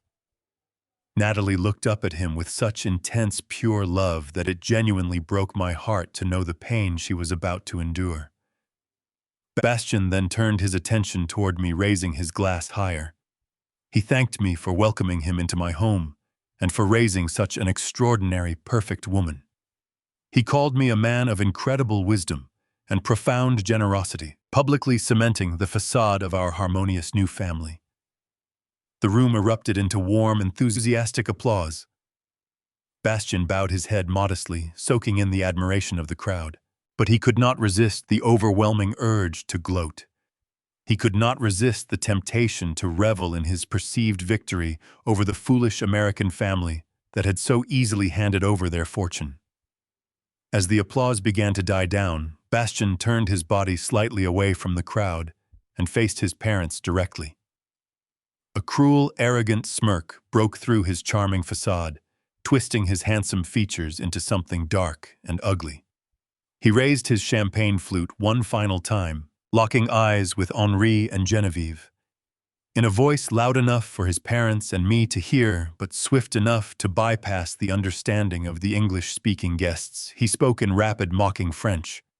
"To the ruin of these American fools," he sneered, raising his glass to his lips. The room remained completely silent.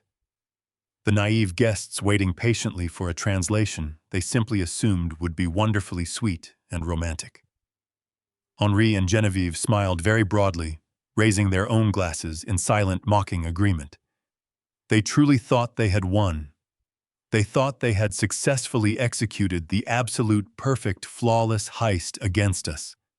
They thought I was just an ignorant, weak, and helpless old man who had essentially funded his own beloved family's total destruction. They were entirely devastatingly wrong. The heavy silence that followed, Bastian's cruel toast, hung in the air of the elegant dining room like a thick fog. I did not blink. I did not look away from his smug face. I placed my linen napkin carefully on the table next to my untouched plate of dessert. I pushed my heavy oak chair back, the wooden legs scraping loudly against the polished marble floor. The sudden sharp noise cut through the ambient chatter of the oblivious guests, drawing a few confused glances from my daughter's friends and colleagues. I stood up very slowly, pulling myself up to my full height, feeling the familiar, steady rhythm of my own heartbeat. I reached down and methodically buttoned the center button of my dark suit jacket, ensuring my posture was absolutely perfect. I picked up my crystal champagne flute, holding its delicate stem firmly between my calloused fingers. I turned my body to face Bastian and his parents directly.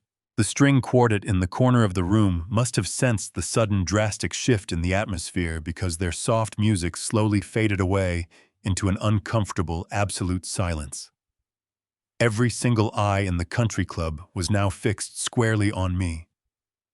Natalie looked up at me with a soft, encouraging smile, clearly expecting me to deliver a heartwarming traditional speech to welcome her new husband into our family.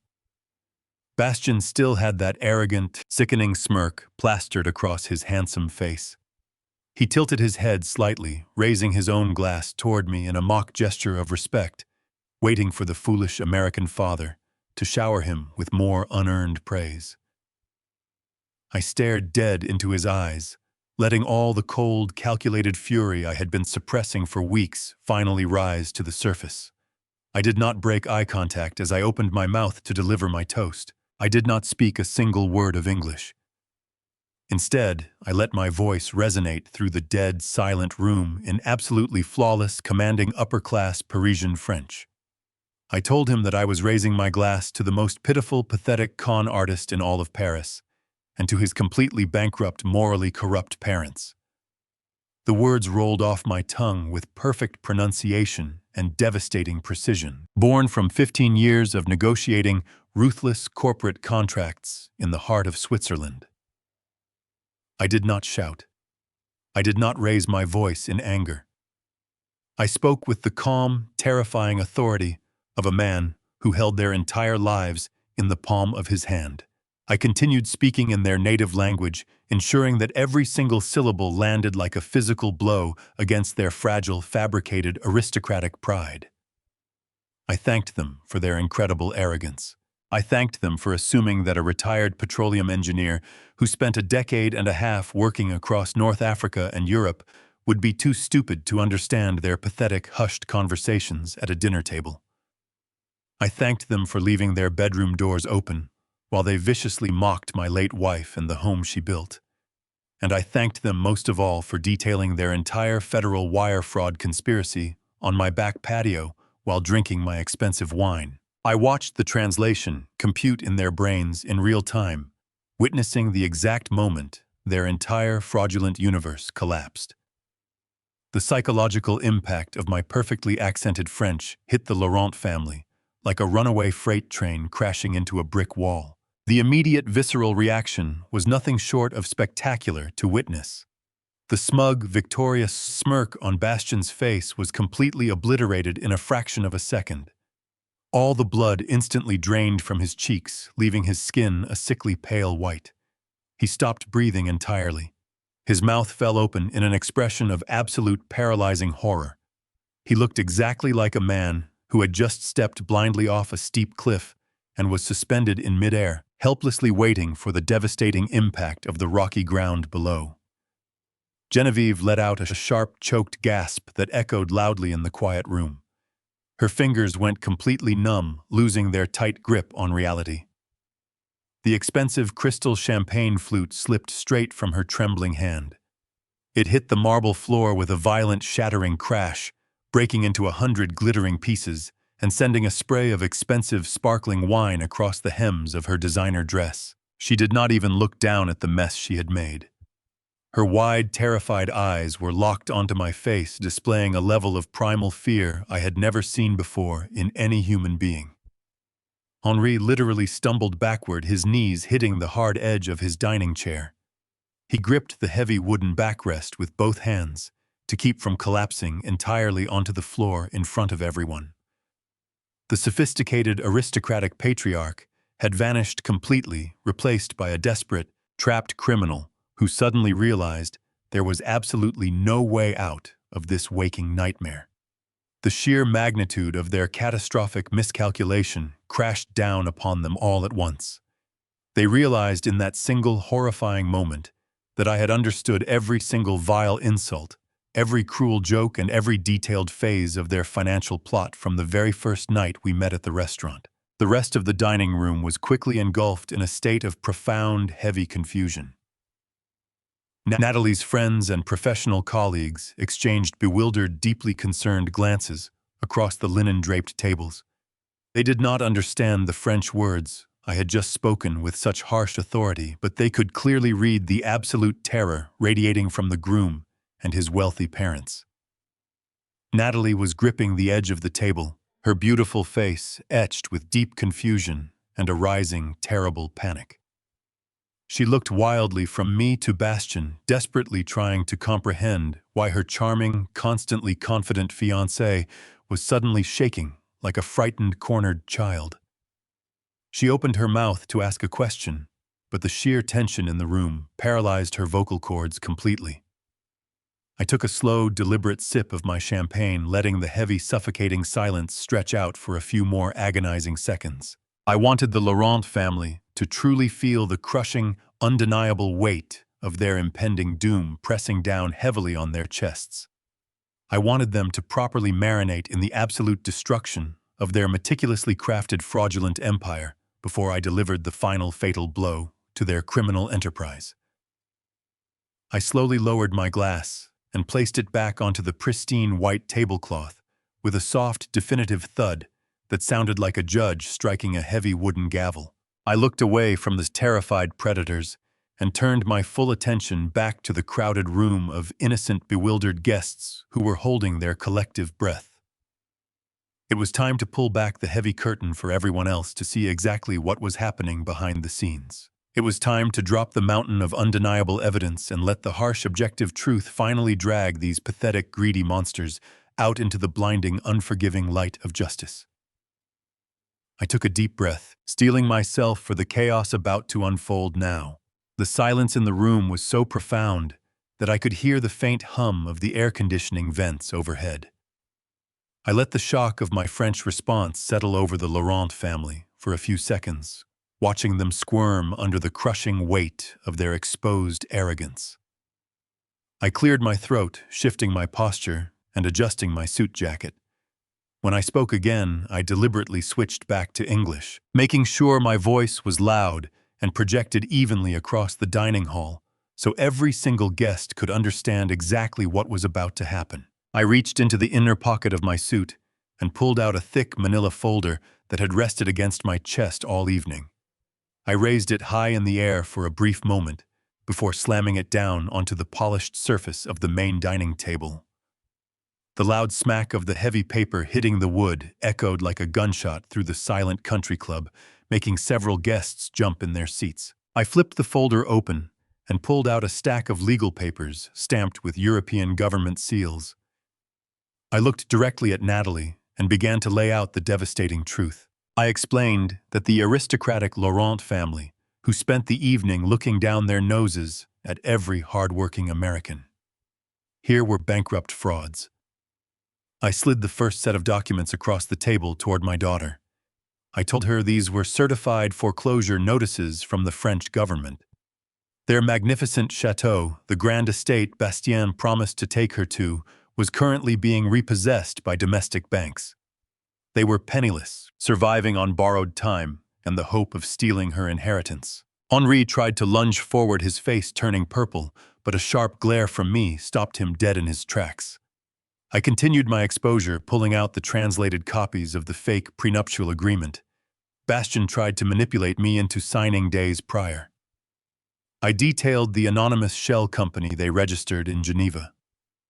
I told Natalie that by marrying him tomorrow, and by having me sign that collateral leverage contract, Bastien would have gained the legal authority to drain her entire $5 million trust fund.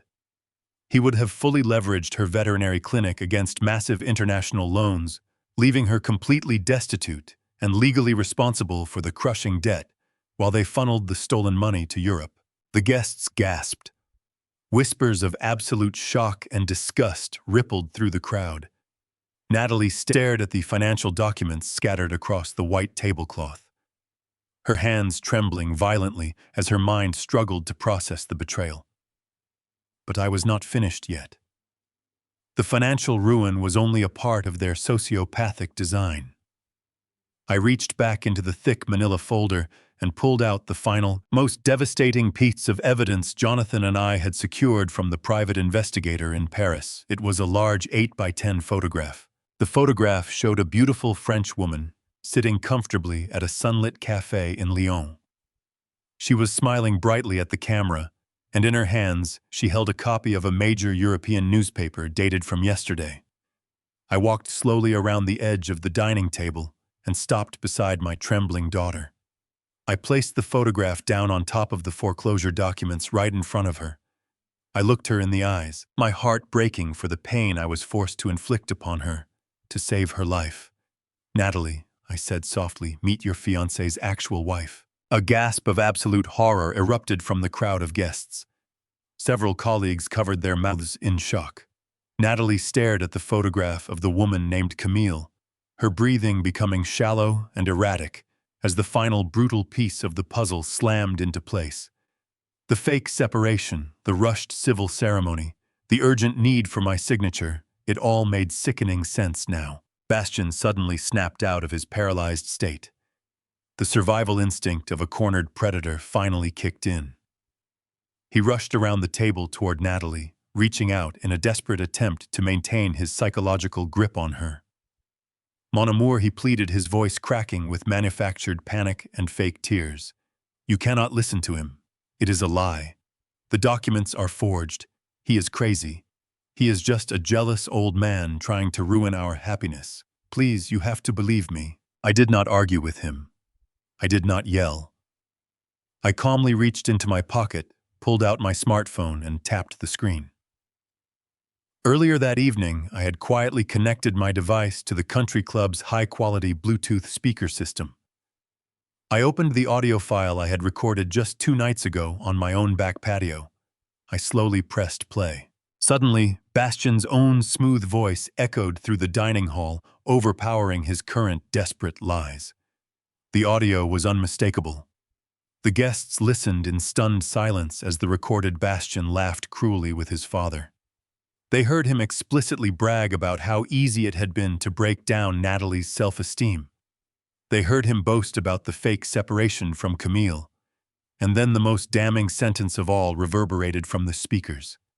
They heard him call my beautiful, kind-hearted daughter a naive cash cow who was so desperate for his sophisticated approval that she would gladly hand over her entire life to him. The recorded laughter of Henri and Genevieve followed the insult, chilling the room to its very core. I pressed pause, letting the heavy, undeniable truth settle over the ruined rehearsal dinner. Bastien stopped moving. He stood frozen just a few feet away from my daughter, his mouth opening and closing wordlessly, as he realized there was absolutely no escape from his own recorded words. I watched the devastating heartbreak in Natalie's eyes slowly morph into something else entirely. The tears stopped falling. The trembling in her shoulders ceased. The deep sorrow of a betrayed woman was rapidly replaced by the pure, white-hot fury of someone who had just realized her own immense power. She stood up from her chair, pushing it back with a forceful shove. Bastien took a hesitant step forward, reaching out one trembling hand as if he could somehow magically fix the broken illusion. Natalie did not say a word. She stepped forward, planting her feet firmly on the floor, and swung her arm with incredible force. The slap sounded like a loud crack of thunder in the quiet room. Her open palm struck Bastien directly across his arrogant face with so much momentum that it violently whipped his head to the side. The impact knocked him completely off balance. He stumbled backward, his arms flailing wildly as his expensive shoes slipped on the polished floor.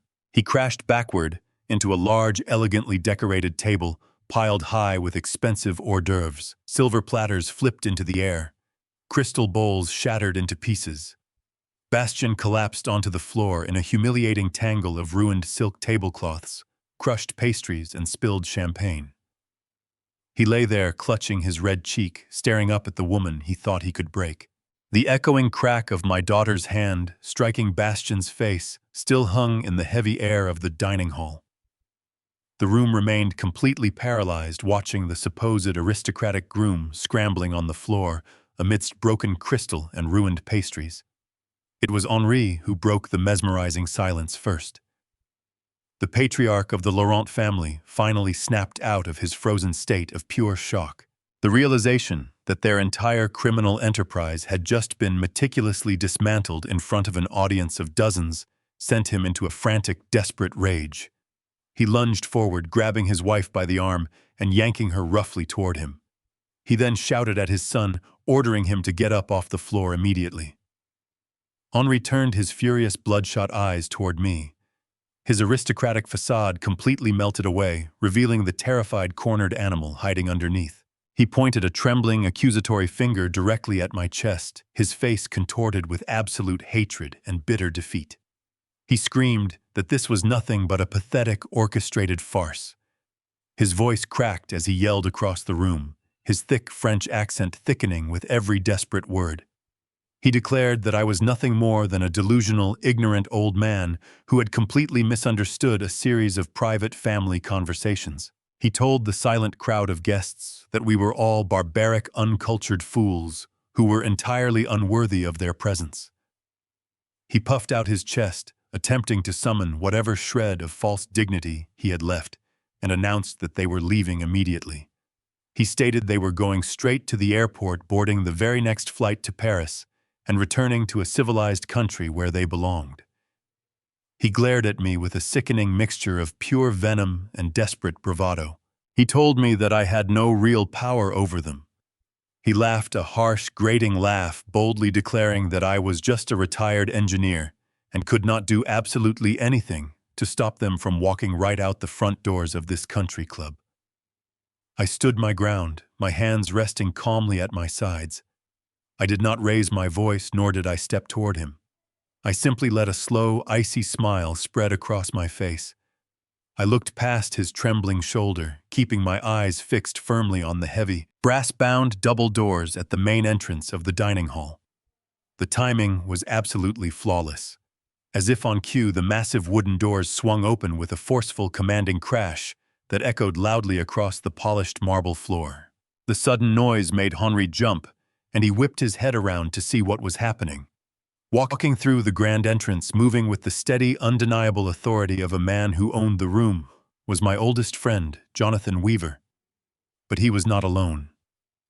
Flanking him on either side were 4 heavily armed agents from the Federal Bureau of Investigation, wearing dark tactical jackets with crisp yellow letters stamped boldly across their backs. Behind them stood 2 uniformed officers from the Seattle Police Department, their hands resting securely on their duty belts. The sheer contrast between the pristine, elegant country club setting and the sudden arrival of federal law enforcement sent a profound shockwave through the gathered guests. The waitstaff stopped dead in their tracks, holding silver trays of food suspended in midair. Henri took a staggering step backward, his breath catching painfully in his throat, as the grim reality of his situation finally materialized right in front of him. He looked wildly from the armed agents to Jonathan, and then back to me, his chest heaving with unrestrained panic. I kept my eyes locked on his terrified face, my smile never wavering for a single fraction of a second. I let the silence stretch just long enough for him to fully process the catastrophic magnitude of his failure. "You are absolutely right, Henri," I said, my voice carrying a quiet, devastating calm that reached every single corner of the dining hall. "I cannot do anything to stop you, but the federal government certainly can." Jonathan stepped forward, positioning himself directly in front of the trembling, broken family. He did not look like a retired lawyer enjoying a peaceful evening. He looked like the ruthless, seasoned federal prosecutor who had spent decades dismantling massive criminal organizations. He pulled a folded legal document from the inside pocket of his tailored suit jacket and held it up for them to see.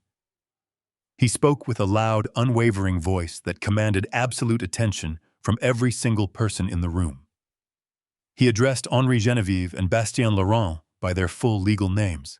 He announced that he was accompanied by federal agents executing a series of highly coordinated arrest warrants authorized just hours ago by a United States federal judge. He stated clearly and methodically that they were all officially under arrest for a multitude of severe charges, including conspiracy to commit international wire fraud, extensive visa fraud, and perjury. The words hung in the air, heavy and absolute. Jonathan explained that the financial disclosure forms they had so eagerly signed just last night in my living room, the documents they believed would secure their stolen millions, were actually federal declarations of their financial status. By knowingly providing fraudulent information to a domestic banking institution to receive trust funds across international borders, they had willingly and officially documented their own federal crimes. Bastian, who had just managed to pull himself up from the ruined table of appetizers, let out a pathetic whimpering sound. He looked completely disheveled, his expensive silk tie stained with crushed pastries and champagne, his cheek still glowing bright red from my daughter's furious slap. He tried to take a step toward the agents, holding his hands up in a desperate pleading gesture. He stammered frantically in broken English, begging them to listen to reason, insisting that there had been a terrible misunderstanding. He claimed he had never intended to actually steal the money. The lead federal agent stepped forward, completely ignoring his pathetic pleas. He instructed Bastian to turn around and place his hands securely behind his back. When Bastian hesitated, trembling uncontrollably, two agents moved in swiftly, grabbing his arms and forcing them behind his back with practiced, undeniable efficiency. The sharp metallic click of the steel handcuffs locking around his wrists echoed through the silent room, sounding like the final, definitive closing of a heavy iron vault. Genevieve began to scream. It was not a dignified, aristocratic cry of outrage. It was a loud, ugly, piercing shriek of pure, unadulterated panic. She thrashed wildly as a female officer approached her, attempting to pull away and shield her wrists. She screamed in rapid French, calling for her husband to do something, to call their lawyers, to make this absolute nightmare stop. Henri simply stood there, completely paralyzed, staring blankly at the marble floor, as a Seattle police officer calmly secured his wrists in cold steel. The fake aristocrats were finally being completely and publicly humiliated. They were dragged roughly past the tables, adorned with white roses, disappearing into the dark, rainy Seattle night toward a federal penitentiary. As the heavy wooden doors of the country club swung shut behind the departing federal agents, a profound and heavy silence descended upon the grand dining hall. The flashing red and blue lights from the police cruisers illuminated the massive glass windows, casting long, sweeping shadows across the polished marble floors. The sophisticated illusion that the Laurent family had meticulously constructed over the past 8 months was entirely shattered, leaving behind nothing but the cold, undeniable truth of their betrayal. The dozens of guests who had gathered to celebrate the rehearsal dinner stood completely frozen in their places, struggling to comprehend the sheer magnitude of the deception they had just witnessed. Slowly, one by one, Natalie's friends and colleagues began to quietly gather their belongings. They approached us with respectful, sorrowful glances, murmuring soft words of comfort and unwavering support for my daughter. They did not ask intrusive questions or demand any further explanations. They simply offered their quiet solidarity, demonstrating the true, genuine loyalty that Bastian had tried so desperately to strip away from her. Within 15 minutes, the lavishly decorated room was entirely empty, save for myself, my daughter, and my trusted friend, Jonathan. The extravagant floral arrangements and the crystal chandeliers suddenly felt incredibly hollow, serving as a stark reminder of the beautiful lie we had just narrowly escaped. Natalie stood completely motionless near the shattered remains of the appetizer table, staring blankly at the spot where the man she loved had just been arrested. The overwhelming adrenaline that had fueled her righteous anger moments ago suddenly evaporated, leaving behind a crushing wave of profound grief and absolute exhaustion. Her shoulders slumped, and a quiet, agonizing sob broke through the silence of the room. She covered her face with her hands, her slender frame shaking violently as the full emotional weight of the betrayal finally crashed down upon her.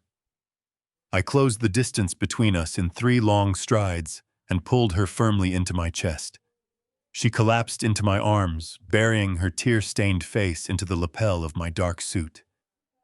I held her as tightly as I possibly could, wrapping my arms around her, shaking back, serving as the solid, unbreakable anchor she desperately needed in that moment. She cried for the beautiful future she thought she was building, for the charming man who never truly existed, and for the terrifying vulnerability of having her trusting heart so ruthlessly manipulated. I stroked her soft hair, gently resting my chin against the top of her head. I kept my voice low and incredibly steady, letting my words wash over her like a protective shield against the lingering toxicity of Bastian's psychological abuse. I told her that she had absolutely nothing to be ashamed of. I whispered that her capacity for love, her boundless empathy, and her trusting nature were not weaknesses to be exploited, but rather the most beautiful, extraordinary parts of her soul.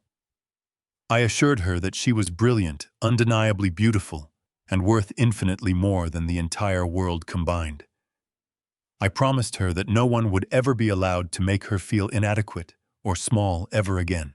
I held her close until her violent sobs slowly faded into quiet, ragged breaths, letting her draw as much strength from me as she needed to survive the devastating heartbreak. While I comforted my daughter, Jonathan remained respectfully quiet, giving us the necessary space to process the immediate emotional fallout. When Natalie finally lifted her head, wiping her eyes with a delicate linen napkin, Jonathan stepped forward with a gentle, reassuring smile. The seasoned federal prosecutor had seamlessly transitioned back into the role of a deeply caring, protective family friend. He placed a comforting hand on Natalie's shoulder and told her that she was incredibly brave for standing her ground. He then turned his attention to the practical legal reality of the situation, knowing that the fear of financial ruin might still be weighing heavily on her mind. He spoke with absolute unwavering certainty, detailing the severe consequences that the Laurent family was now facing. I explained that the evidence we had meticulously gathered and handed over to the Federal Bureau of Investigation was completely airtight. By intentionally signing the federal financial disclosure forms with fraudulent information to receive international funds, Bastien, Henri, and Genevieve had fully cemented their own convictions. Jonathan assured us that the federal prosecutors would not offer them any leniency. Given the transnational nature of their conspiracy, the documented visa fraud, and the blatant perjury, the entire family was looking at a minimum of 5 to 10 years inside a United States federal penitentiary. They would be stripped of their remaining fabricated dignity, forced to serve their sentences in a foreign country, and upon their eventual release they would be permanently deported back to France, with nothing but the clothes on their backs. Their bankrupt chateau would be seized by their European creditors, and their fake aristocratic legacy would be permanently erased. But the most important piece of information Jonathan delivered was about Natalie's own future. He looked my daughter directly in the eyes and promised her that every single aspect of her financial life remained completely, absolutely untouched. The devastating collateral leverage contract that Bastien had tried to manipulate me into signing was safely locked away in a federal evidence room, rendered entirely null and void. The $5 million trust fund that Diane had worked so tirelessly to build was perfectly secure, safely, resting in her accounts, without a single trace of compromise. Her thriving veterinary clinic, the business she had poured her heart and soul into, belonged entirely to her and no one else. The complex predatory snare that Bastien had spent months carefully weaving around her life had been completely dismantled before it could cause even a fraction of damage. The overwhelming threat they posed was permanently eradicated. Natalie let out a long, shuddering breath, the tremendous, suffocating weight of anxiety finally lifting from her tired shoulders. A small, genuine smile broke through her tears as she looked from Jonathan to me, realizing that she was truly, unequivocally safe. I thanked my old friend for everything he had done, knowing that his legal brilliance had been the crucial key to our victory. We slowly walked out of the empty country club together, leaving the shattered crystal and the ruined decorations behind us.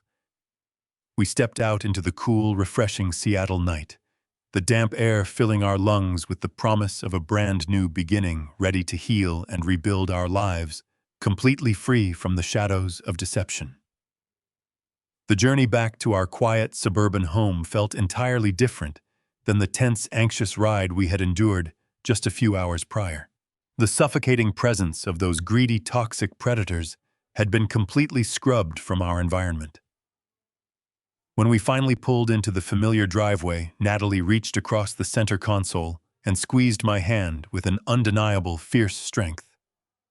I looked closely at her tired but peaceful face, feeling an overwhelming sense of profound relief washing over my own exhausted soul. We had successfully survived the terrible storm, and we were finally truly free. 6 months have passed since that explosive night at the country club.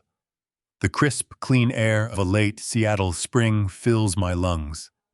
I am sitting on a weathered wooden bench right outside the front doors of my daughter's bustling veterinary clinic. The morning sun is shining brightly, casting a warm and golden glow over the freshly painted brick building. I take a slow, satisfying sip of my black coffee, feeling a profound sense of peace settling deep into my weary bones. The clinic is absolutely thriving. Without the constant suffocating pressure of Bastion hovering over her shoulder and manipulating her finances, my daughter has poured all of her renewed energy back into the vital work she loves so much. The heavy glass doors slide open, and Natalie walks out into the beautiful sunlight. She is laughing. It is a genuine and melodic sound that I missed so dearly during those dark months of her isolation. She is talking animated with Sarah, her loyal receptionist, who is holding a clipboard full of daily appointments. In Natalie's arms is a squirming, incredibly happy rescued golden retriever puppy. My daughter looks absolutely radiant today. The dark, heavy circles of exhaustion and anxiety have completely vanished from beneath her beautiful eyes.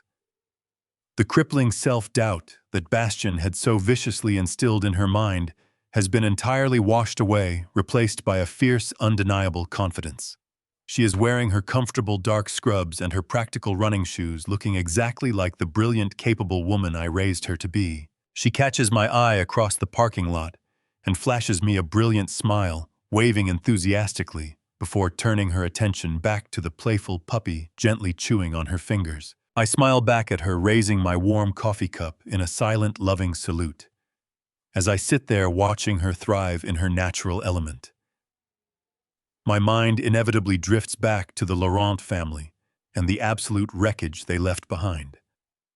According to my trusted friend, Jonathan, the federal justice system moved with swift, unforgiving efficiency. Bastien Henri and Genevieve are currently sitting in separate federal holding facilities, awaiting their final sentencing for international wire fraud, visa manipulation, and perjury. Their precious aristocratic chateau in France was officially seized by the bank weeks ago, their fake legacy completely erased from existence in a matter of days. They gambled their entire future on the arrogant assumption that I was just a foolish, uneducated American peasant who would blindly hand over my daughter's life savings without asking a single question. They looked at my faded flannel shirts and my quiet demeanor and saw nothing but a pathetic, easy target ready to be exploited. They severely underestimated the absolute lengths a devoted father will go to in order to protect his only child from malicious predators. People often romanticize what it means to be a parent in this modern world. They think a father's love is only about giving warm hugs, offering gentle life advice, and writing large checks for beautiful, extravagant weddings. They think it is about proudly standing on the sidelines and cheering as their children navigate the world. But sometimes a father's love has to be something much darker and far more dangerous than simple affection.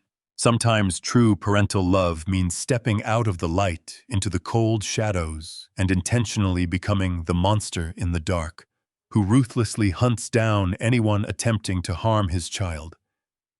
It means suppressing your own blinding rage, playing the role of the ignorant fool, and meticulously building an inescapable legal trap to ensure your family remains completely safe from total financial and emotional ruin. Looking at Natalie, now completely free from his toxic grip, I know that every single moment of forced patience was entirely worth the effort. I would do it all over again in a heartbeat. I would gladly swallow my pride and play the ignorant old widower 1,000 times over if it meant keeping that arrogant parasite away from my little girl. She is my entire world, the living legacy of my late wife, and her happiness is the only reward I will ever need. The nightmare is officially over, and our future together is finally bright and secure once again. I sit back and close my eyes for a moment, letting the gentle breeze wash over my face. The heavy burden that I carried for those agonizing weeks has finally been lifted from my shoulders. I watch as another grateful pet owner walks out of the clinic warmly shaking Natalie's hand. She is surrounded by a community that genuinely loves her. We survived the absolute worst, and we emerged stronger. The bond between my daughter and me is forged in unbreakable steel, tested by fire, and proven true forever. There is a profound lesson I learned from this ordeal. Never underestimate the quiet ones. In a world that equates loud volume with true power and youth with intelligence, we forget that age brings a dangerous kind of patience. Evil relies on the arrogant assumption that good people are blind, naive, or simply too polite to fight back. But true love, especially a parent's love, is not passive. It is an unbreakable shield of steel. Protect your boundaries. Always trust your gut, and never let anyone make you feel small. Silence is not weakness. Sometimes it is just someone reloading. If this story resonated with you, please leave a like to support this channel. Subscribe so you never miss another life story. Tell me in the comments, have you ever uncovered the true colors of someone because you understood a language they thought you did not know? I will read.